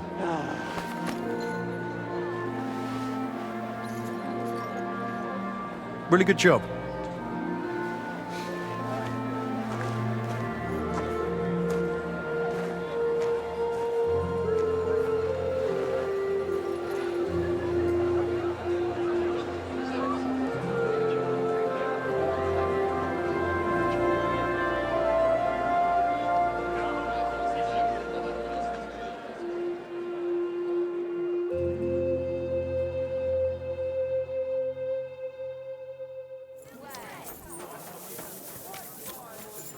Your dream came true, Pa.